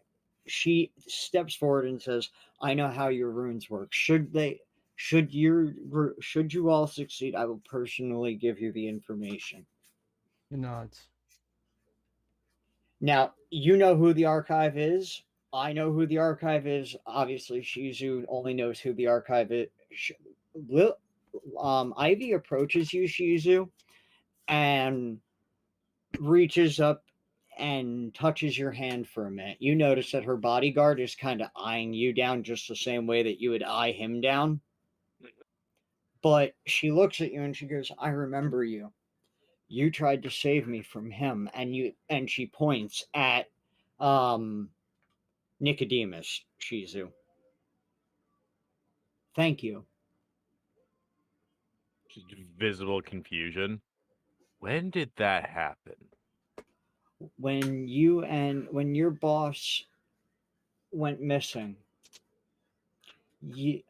Miss Guard and Mr. Hendricks ordered you and your boss, now at the time he was just your fellow coworker, to help find me because I was in trouble and I was being hunted, and Lord and Baron Marcon found out about it beforehand. So thank you for trying to help me. What is it that you want that if I could get you any kind of weapon, what would it be? The weapon of all weapons. Basically, she just offered you a blank check on your reward, by the way, that she could fulfill. Okay. She's not omnipotent, Raj, just so you know. The archive is the fountain of all human knowledge. She can't see the future, but she knows everything about a human being. Every fact of human history and supernatural history exists in her head. Okay. So she can't necessarily give you, free salmon for life because your boss can literally buy you that. Yeah. She's offering you, like the ability to get an enchanted dagger that say you throw and it returns to you, for example. Okay, my brain is going, can I get a really fancy axe? A fancy axe. Okay. Do you ask that out loud for your reward? Yeah, because he wouldn't know how else to put it. It's just like, Kincaid steps forward and hands him a business card and says gruffly, "If you walk away from this, call that number. She'll pick up. She'll tell you where to get your fucking axe." And he just kind of walks away with because he hates the way that Nicodemus is staring at the archive. okay. But yeah, so take the card, just kind of set it in one of my vest pockets, and Romans leans forward for a moment, though, and raises his hand calmly and looks at Lily and goes, "Who do you believe that it is?" And Lily sighs heavily and says, "Mab is unaware, and Lady Titan and Queen Titania has not saw fit to tell me who. That's why we're asking your help. We would ask those in Chicago typically, but Harry Dresden is the Winter Knight was executed." You guys all see that Kincaid looks absolutely neutral, despite the fact that and that the archive seems to be looking at Kincaid with resentment, as if the guy holding all the guns in that was protecting her was the one that did it.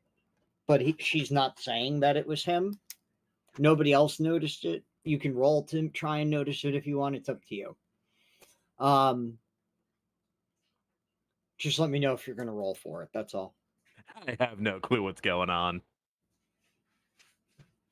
I think Gene would just be asking question to the Valkyrie, be like, you can see into things, right?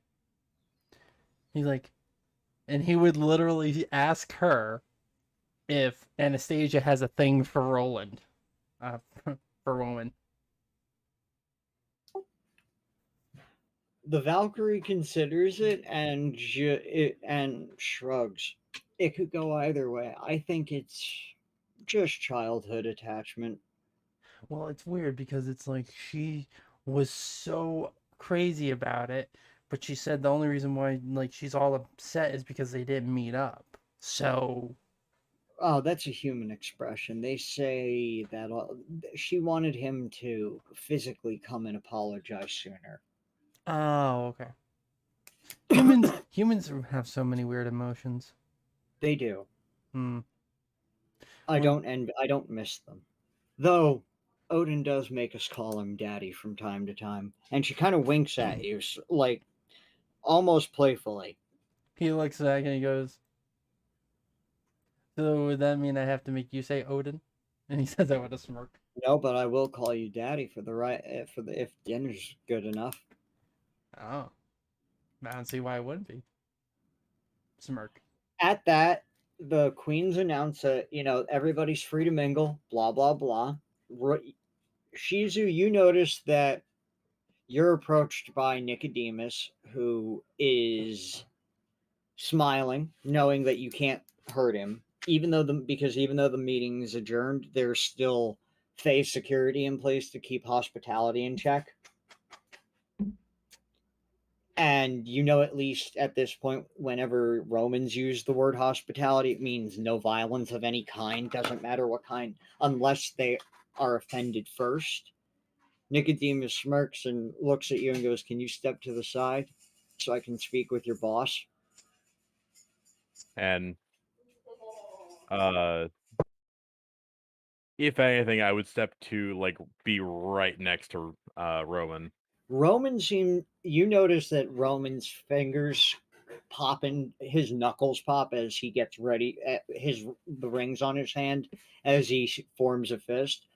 And Nicodemus seems to offer them a quiet he seems to try to offer him a quiet deal. I'll post what he asks because you're standing right there, Mhm. but it's a very quiet thing. You know what I mean? Yeah. Let me just message that to you right now.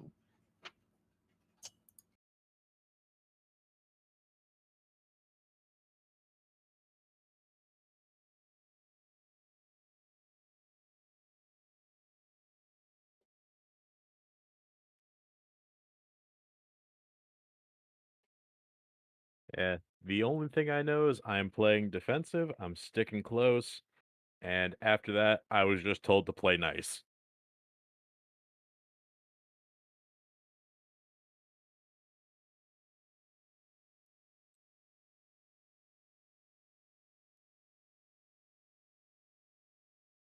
And with that, he hands both of us a card, Raz.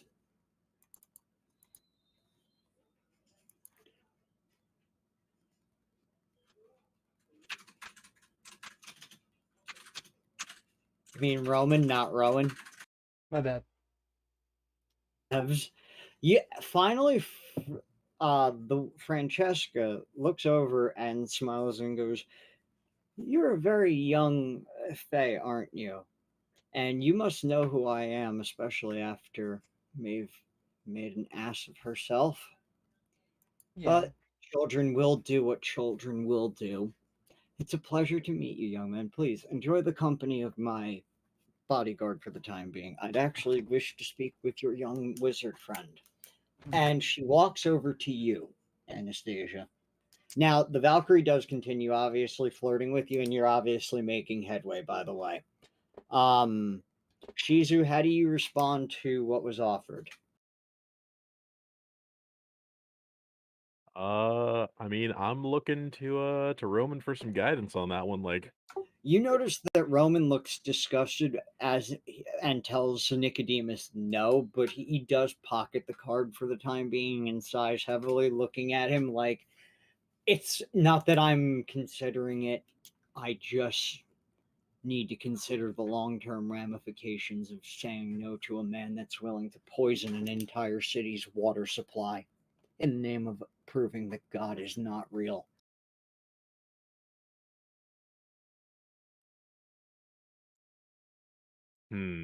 Wow. He said that to Roman, but to you, by the way, Shizu. That wasn't like like it was just a quiet thing. Oh yeah, I figured. So, Queen Frigga of the Norse pantheon calmly approaches Anastasia's character. He's only also and he enjoyed his stay. He made an angel cry and beg giggity. Oh, lol, you're an asshole. But anyway, the Valkyrie smirks and goes and gets you a drink. She offers you a drink from a flask of hers. That is the finest drink in all of Asgard. Let's see if you can handle it. Is that to Anastasia or to Jean? To Jean. The Oh, okay. Valkyrie's hit it. The Valkyrie's about to try and fuck Jean before this night's over. So I'm guessing she's doing that. Wait, which Valkyrie? Broomhilda. Oh, okay. death by Snoo Snoo. Basically, that's what Gene's thinking right The now. soul is willing, but the body That is is weak really- and spongy. Yeah, can you really keep up with a Valkyrie? I mean, you're Fae. This is a Valkyrie. I mean, there's limits. You have to realize that Gene is lonely, oh so lonely, and he has no fear right now. Lonely. I'm so lonely and So wait- completely alone. So wait, here's my question. Yes. Brunhilde is still standing and flirting with Jean, right? Another Valkyrie walked over to Anastasia? No, Queen Frigga walked over. But that's what I'm double checking on. So Brunhilde is a separate person from who walked over to She's the Anastasia. bodyguard to Queen Frigga. Okay, that's what I wanted to clarify on. And all of Asgard and perhaps all of magehood is currently approaching her Well, politely, and she's the regional manager of fucking Monarch Security, her husband's business. she now has a huge blush on her cheeks because, why would someone that of her status want to talk to someone as low on the ladder as me? Frigga smiles and goes, Your name is Warden Anastasia, isn't it? Anastasia Daleman? Yes, It's a pleasure to meet you. I've heard about your bookshop. I was wondering if you could acquire a book for me, miss. I would be delighted to try. I would like you to find me the book of Ragnarok. I believe I actually had a client one time mention about that. Ours was stolen. The copy that we ourselves wrote. I've been meaning to get it back. Would you be able to get it for me? I've been known to be able to acquire some, as she kind of sidelong glances at her mentor, like not wanting to reveal too much. I've been known to be able to get hard to acquire books. Well, my my office is located not more than 2 blocks away from your business. Please feel free to come by Monix Securities anytime and name your price with the book. I will definitely be in touch. At that, she hands you a card that has her phone number. I hope we can have lunch together sometime. And she walks off because you notice that on the card, Anastasia, is the location of the only accorded neutral territory in New York, Vinny's Bar and Grill, the home of the famous peppered butter sauce cheesesteak. Huh. As in, she just offered you a free lunch one day. And she kind of just smiles and looks up over to her mentor just to kind of see what's going on with him. By the way, so here's the deal. Shizu, if you choose to interact with anybody, you may possibly gain an aspect depending on how that goes. Because right now, the way that it's going, because we're going to actually have to call it here, since you guys all agree, the next time we meet isn't going to be actually, do you guys want to meet next week? I don't I'm mind. Free on fine for it. Sundays. It's up to you guys. Yeah, we're fine with it. Yeah. Are you guys having a good time? Oh, I'm, Yes. Absolutely. my guy's hitting on a Valkyrie right now. Yeah, actually, as a result of that, you succeed. So I'm gonna give you a free aspect. As a Ooh. result of sleeping with the Valkyrie, you increase your stress track by 1, Okay, for what? mental and physical. You know that And you gain Wagner and you song, also Ride of the gain- Valkyrie? Hold on, and you also gain the aspect Flight of the Valkyrie. And what that does in terms of the game, it sort of gave you a little bit of she sort of gifted you with a little bit of her own magic, so it sort of jumped you up a little bit in terms of power. So for the next time that we play for a full 48 hours, because it's only a temporary aspect, I mean, you can keep the flight of the temporary in the sense of like it doesn't always kick in, you know what I mean? Yeah, here and there. It will add +2 to your strength, to your melee attacks, like anything, relating to strength, physical attacks, as well as a +2 bonus to your casting ability. I would add that under your stunts and powers, honestly. Because Oh, I that's understand. that's his phase, Flight of the Valkyrie. I put it under additional notes, Flight of the Valkyrie. By the way, the stress track is temporary. That's what I meant is the temporary okay. aspect. Shizu, you notice that there are beautiful women present, and one of them is Laura Wraith, and she is looking at you like she wants to tear your clothes off. The other is looking at you, but you kind of get this almost predatory sense that she's dangerous. You get the same off the other one, but it's more of a fun kind of dangerous, not a I'm gonna get my throat slit in the middle of it kind of dangerous. I mean, the more dangerous one could still be fun. It's not. Wraith isn't the more terrifying one. She's one that's kind of more alluring. The other one is House Skavis. Okay, storyline wise, they feed off of fear and despair. I mean, I'm just too stupid to be afraid of a lot. Which is Aw. why, do you want to try and talk to Lara Wraith?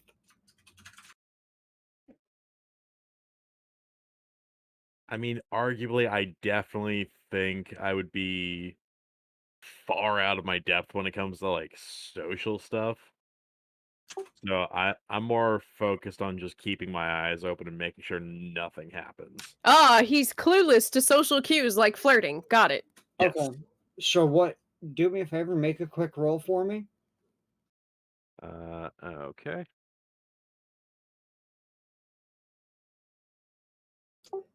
Okay. So as you're, looking with Roman, because you notice that Roman is getting ready that he's talked to a few people, that that he hates functions like this as much as you do. That he always feels out of place, even though that he grew. You know his story. He's told you his backstory. Like he's told you where he came from, and even though you don't believe the part about magic and him almost being sacrificed, to something that exists beyond even humanity's understanding, you understand that even things like this make him uncomfortable despite his end goal. He just calmly looks at you and, says, "Hey, I'm going to make my way. I'm going to go have a joint. I'll be back." And as he starts walking away, obviously with you following, you notice that you overhear Nicodemus speaking to Lady Scavis. And the two of them are discussing the possibility of setting up a mutual meeting somewhere in New York.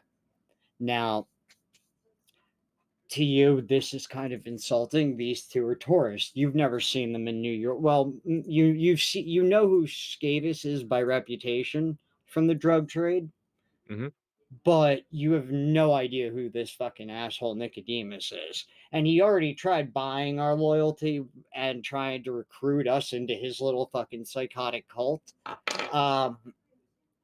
But you also notice that he hands Scavis something small and shining almost. It doesn't look like a coin. It actually looks like a pin more than a coin. Okay.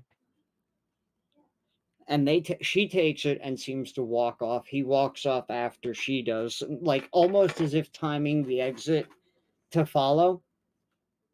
The fairy queens have already departed with their entourage, or the fairy ladies have already departed. You also notice that among the guards, one of them doesn't look right.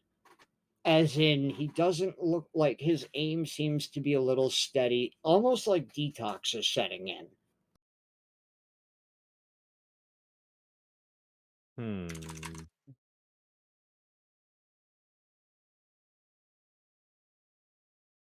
So yeah, like Gene's the detective bard, yeah. He's my detecting bay.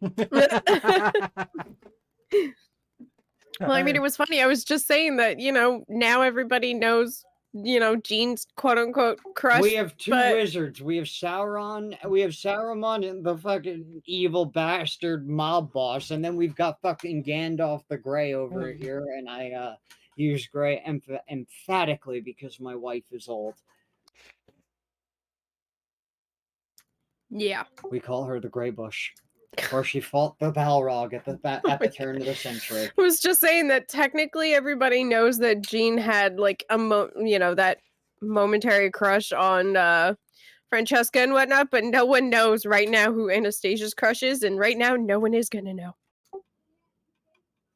And better yet, we have Hippo Gimli. By the way, the gift that you get from Freya, is that card. However, your gift from her will be named if you do, in fact, try to find the book. Are Oh. your skills set up? Mhm. Do you want to go and ask Roman if he can, because you did see a computer in his car. Yeah, I mean, she'd ask if it's okay, but she Roman does just have. nods and waves her off. Like he seems very much in his own head at the moment. Okay. Thanks. Yep.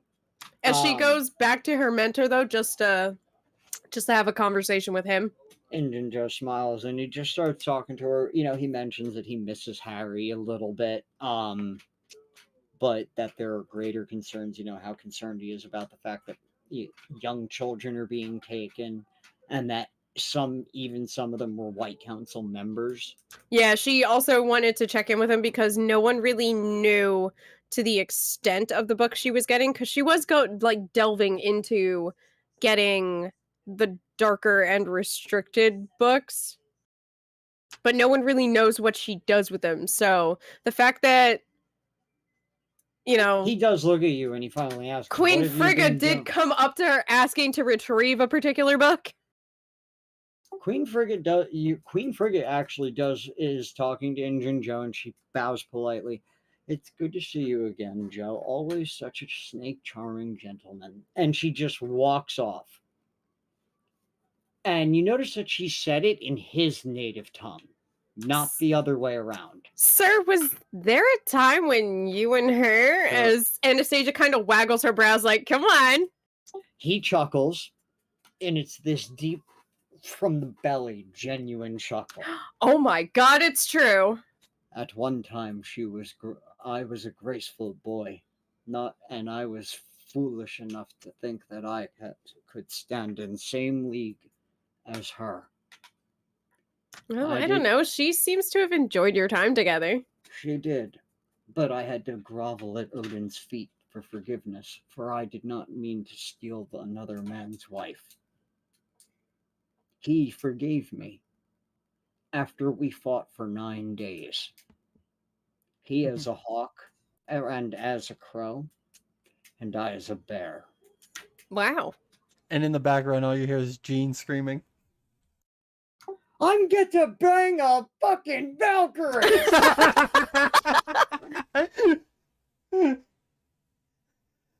Now on Odin's shit list.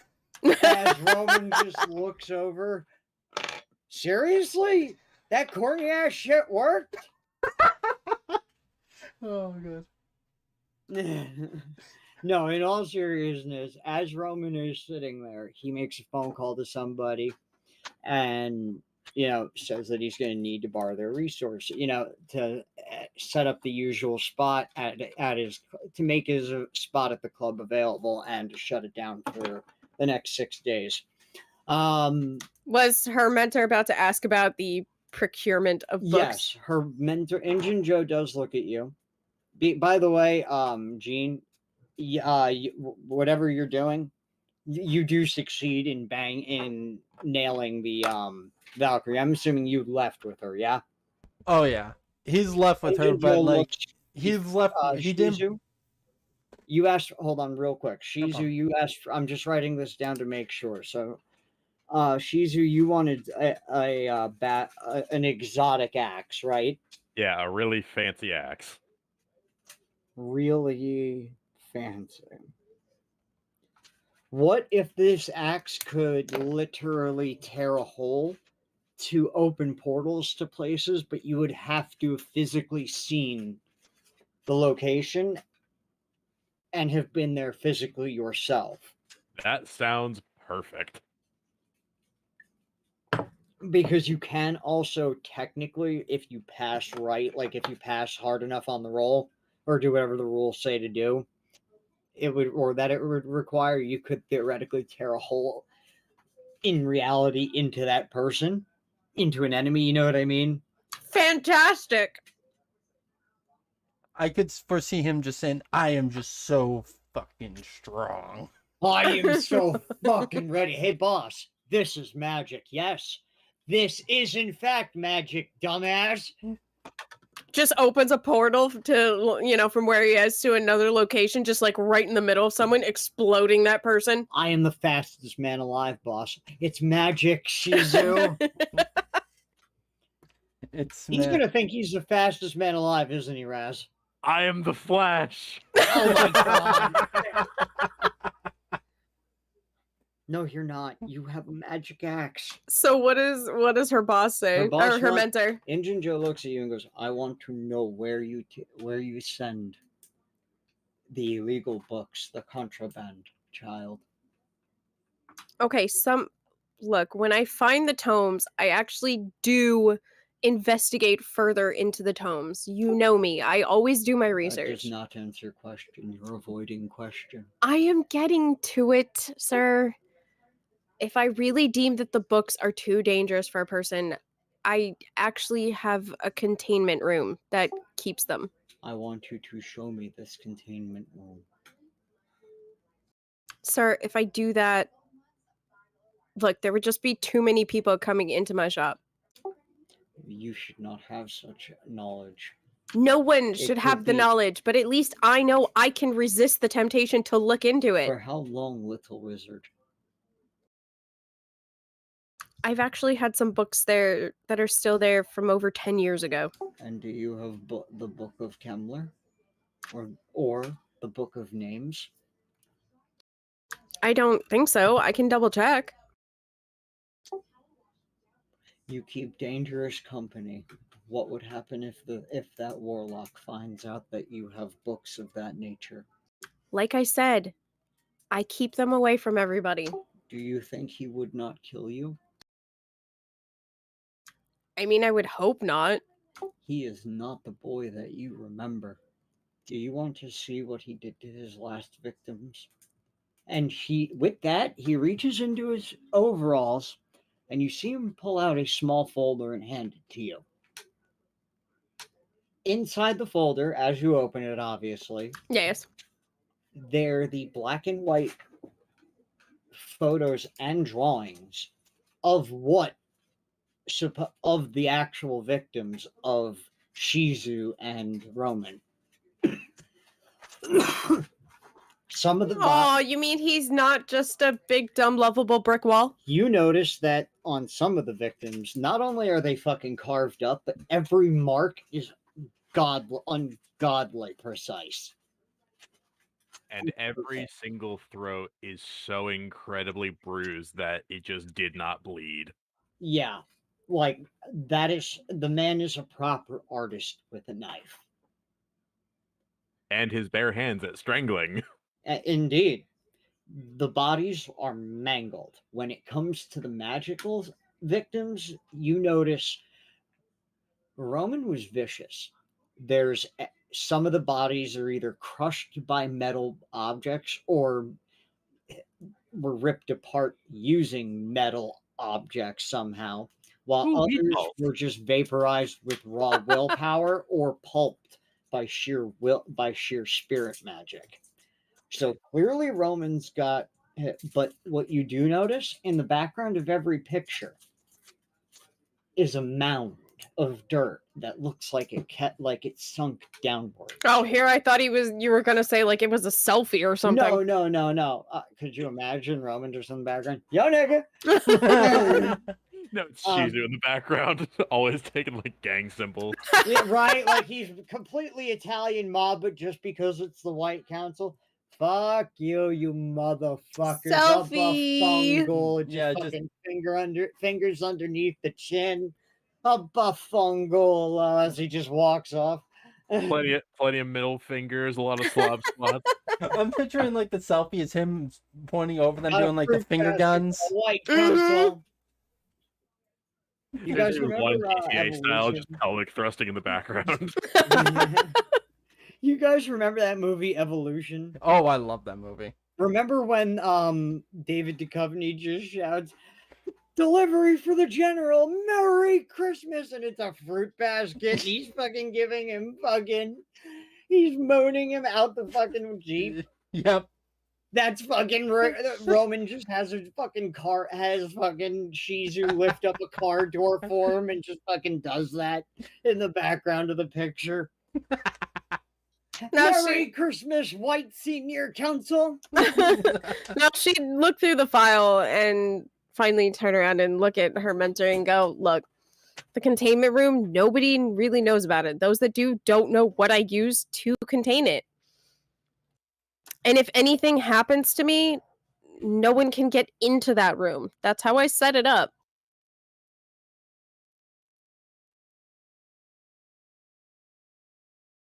So at that, he thinks to himself calmly and seems to consider and sighs heavily. Is it not? Is it true that he bought the land in which your bookstore resides on? Yes, I own the building and the land that it sits on. So he says, but what happens if we go to and trace those bank records and find out that he does in fact own the land? Then he would have lied to me and I will be incredibly crushed. And what will you do then?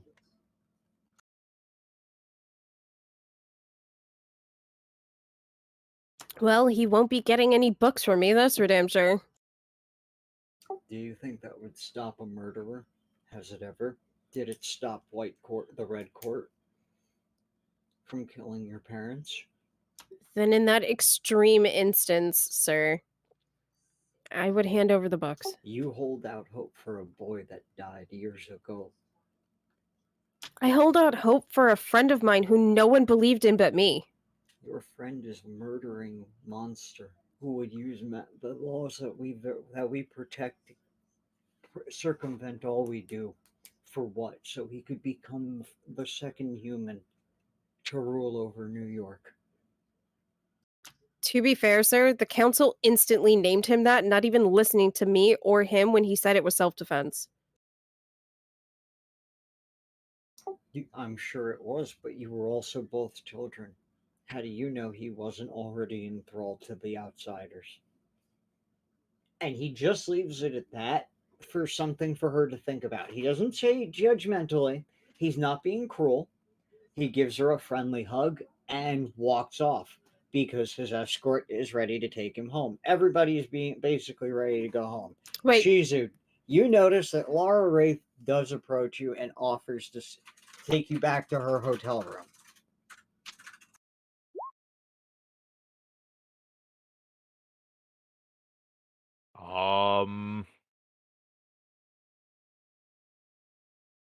wait, someone wants to take Shizuo home? Yeah, Yes! Laura Wraith is trying to take him home. Is Queen Frigga still there? Roman approaches, by the way, and tells Shizu that if he looks at Wraith and says you return him in the condition that you see him in now, or I'll hunt down your cousin here, and burn her alive in front of Times Square just for my opening act. Laura Wraith smiles and goes, I wouldn't dare let this kind go to waste. Far too beautiful. And after all, I would owe you. By the way, to answer your question, yes, Queen Frigga is still present. She, since that is her personal Broomhild is her personal bodyguard. They're basically Broomhild took Jean off privately somewhere and just fucking him. In By the the supply way, closet. yeah, basically, he's Yeah. getting fucked in the supply closet, and it's more like she's fucking him, not him fucking her. You're the dildo. You just happen to be the toy she chose. You gotta think, Jean's like, I'm finally getting laid after 300 years, and she's not trying to kill me. I'm Exactly. 100% okay with this. Frigga. Now, by the way, Laura does offer to take Shizu home tomorrow morning. She's free to have sex with him. By the way, the benefits of this, narratively speaking, Shizu, are that you will for 24 hours afterwards have increased strength and endurance. So my first question would be to Roman of just like, It's okay if you want to go. You're fine. is Nothing's that gonna a happen. favor we want? Huh? Is that a favor we want? You're a lot smarter at planning than I am. It's. Do you want to? Do you want to let your? Do you want to have some fun with a tourist? Do you think you can handle Miss Wraith here in bed? There's She a wants to sex your brains out. It's not up for me. I don't want the favor. I just want you to be happy, my friend. If this is what you want, by all means, I'm not gonna. But you're not my slave to be sold like cattle. That's what. The only reason I even interjected in the first place. I wanted her to understand that you are my friend. And No, no, you no, notice that he is 100. Like everybody does notice that he is 100% sincere about that. no. I got that much. I'm asking you because you have a lot of insight I don't get. She's offering me a favor because look, you don't believe that that magic is real in the way that I've described it to you. You're not going to believe me if I told you that she was the equivalency of a succubus, except she's not a succubus. She's actually that beautiful. She feeds off your sexual energy. You being, and from the track record that our women tell us, you're quite the lover. That said, if you think that you could show her a good time, go ahead, go have her a good time. I don't need a favor from the White Court. You know what? Fuck it. It's been a while. Yeah, do it. Go I'm have taking some fun. time off. All right, Chizu, I'll see you later tonight. And with that, Roman actually does send a text message to Jean and actually does say, hey, I'm leaving the limo for you to catch up on. I'm taking a portal to the never. I'm going through the never never to go back to my penthouse. You can find me there. Gotcha. And with that, Roman looks at Anastasia and offers to take her home via portal through the never via earth magic. Yeah, just give me 1 second. Sure. As she approaches Queen Frigga and gives like a small bow because she, it's a queen. I'm sorry to interrupt. I just had a question for you. Yes. Anastasia, what can I do for you, man? What do you know about containment portals? What do you mean? Explain. Well- explain the concept that you're trying to get across, because there's many different types of containment portals. I'd like to have an area that technically only I could access to contain books of a So you mean an actual, like a blanketing warding area? yeah. I know a lot about it. Is that something you would want? Yes. Would you accept that as a form of payment for my book? Is that on the table to be asked for? Yes, it is. Then you got it. I will get you the book in exchange for that. I will be by tomorrow to put to lay down the foundations for the spell, and I will also leave how to do the spell and maintain it monthly. Thank you, Majesty. I appreciate it. What you notice, she bows low to you. Yeah, And that walks definitely. off. Yeah, that definitely. You gain the phase aspect, Queen Frigga's blessing. What does that do for me? It gives you protective magic. It gives you that containment spell in your room, but more importantly, you can also use it in certain social situations to add to your bonus. Basically, it's like a situational and contextual role modifier. Okay. Do you guys think that's fair, by the way? If you guys don't think that's fair, let me know. Well, I mean, it's only in particular social situations, so. By the way, just so you guys know, so you don't think that you're getting overpowered shit, Raz, Yes. you don't get the axe yet. Remember, it's based on our success of this case. Yeah. No, it took a while. Just so you know, every time you do use it more than 5 times to open a portal, you have to add you have to strike off one box of either physical or mental stress. It's entirely up to you, but once you run out of that one track, you have to go to the next because the sword will keep because the axe is being made for you Yeah. by I'll explain by who later. But let's just say that it's going to be drawing on magic that it basically draws on your energy and willpower to function. Okay. So like that's the easiest way for me to explain why it can and you being the lycanthrope berserker, you would be able to, that's why it allows you to go into both stress tracks before passing out, as it were. Yeah. But that's only if you're holding it still while that stress track is maxed out.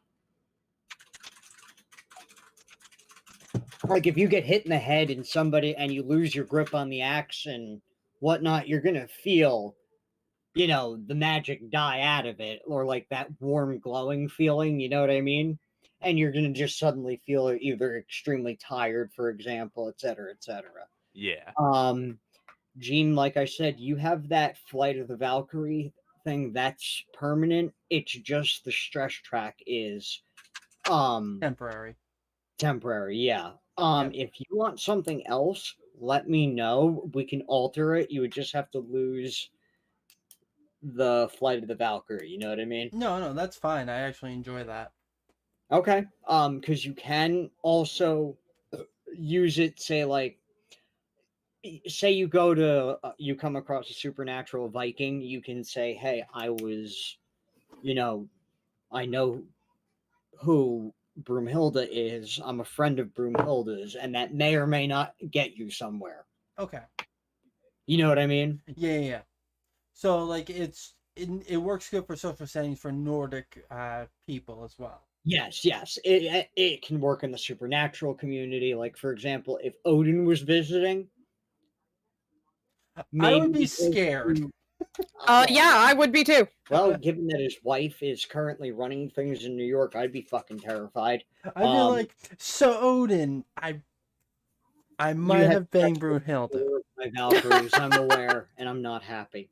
But you're an honorable. Actually, he wouldn't be pissed, to be honest. Really? Based on the way he's written in this lore, he actually is not like Zeus at all. All right, that's good. He's very much the warrior, so kind of letting it seems like he lets them have sex with who they want to have sex with. Okay. Does anybody else want to say anything before we go? The last bit of information, by the way, she's, like I said, with that role, by the way, that guard, you do notice that he is definitively like you. That's what sets everything off, because he suddenly collapses and the other guards are running over.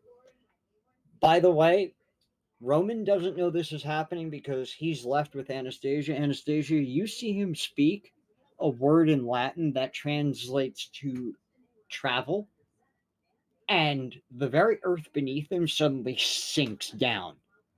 And they're traveling as if he's a small time mage. And within moment, now you're getting covered in dirt and you actually get some in your mouth, because when you reemerge on the other side, you're literally standing right in front of your bookstore. Yeah, I should have warned you to keep your mouth shut before we did that. It's okay. Can I borrow the back of your shop so I can get home? I don't really feel like exposing myself to New York City in this manner. Yeah, come on. As he just walks off, guys, here's the deal. You got those aspects. That's where we're going to leave it off for this time. We actually will start the investigation and, looking into what's going on. I will reveal more what's going on. I'm sorry, today was a lot of role play and convo and some basically meaningless roles.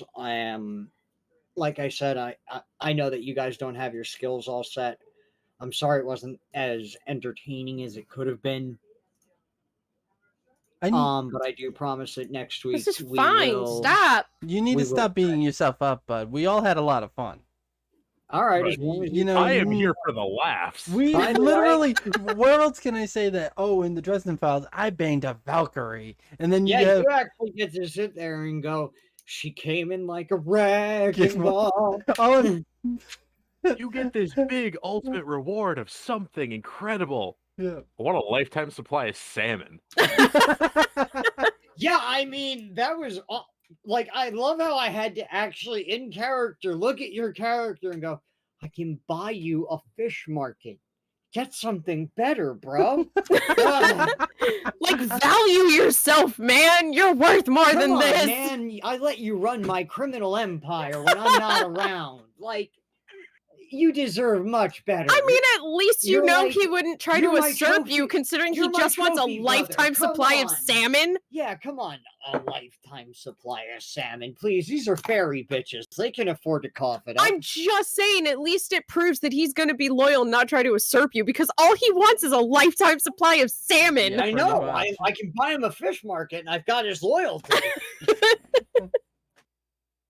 I can't wait feel like until he's gonna Shizuo gets to throw a vending machine. I can't want wait. it in somewhere when one of the fights he throws a vending machine. I can't wait till he has to go through airport security.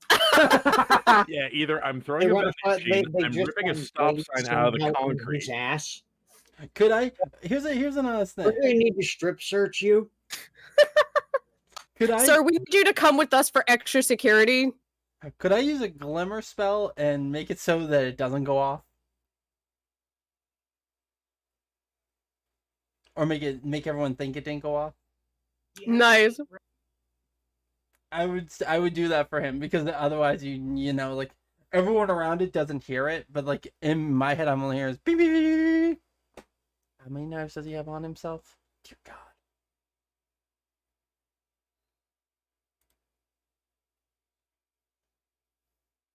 Yeah, no, if you can't tell, I am absolutely here for the laughs. I am here as the comedy.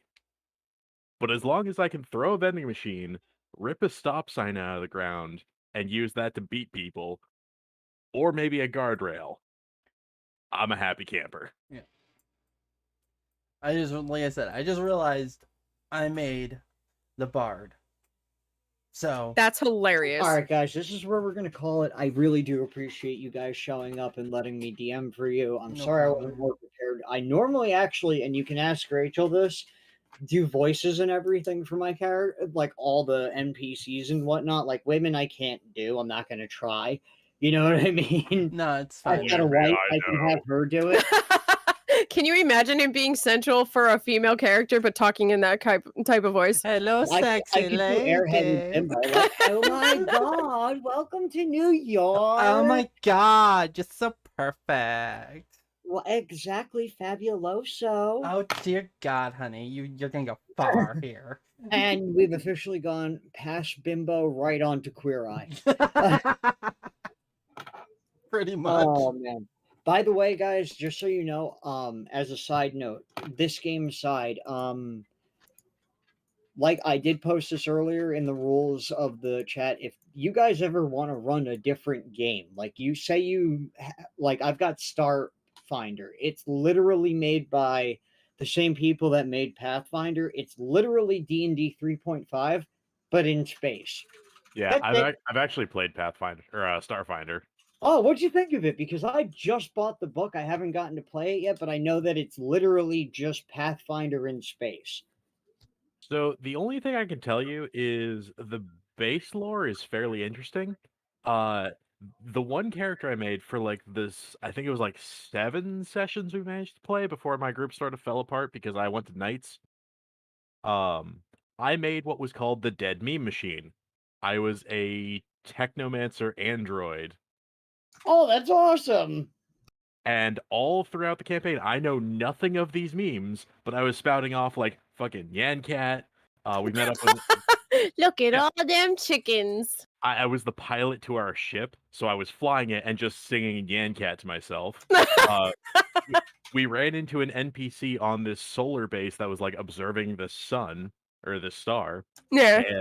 and my immediate like we contacted him through the fucking doorway messaging thing to like see if anyone was still alive or why this door was locked. And my first thing I said to him was, "Sucky, sucky, $5, me love you long time." What the fuck? Yes. Housekeeping. Knock, knock, and- knock. And the absolute cherry on top was the one time our ship got hailed before space combat. My immediate response was, "All your base are belong to us." But I That's have no hilarious. idea what any of these things mean. Love it. Also, my signature move was throwing smartphones at people to make them explode.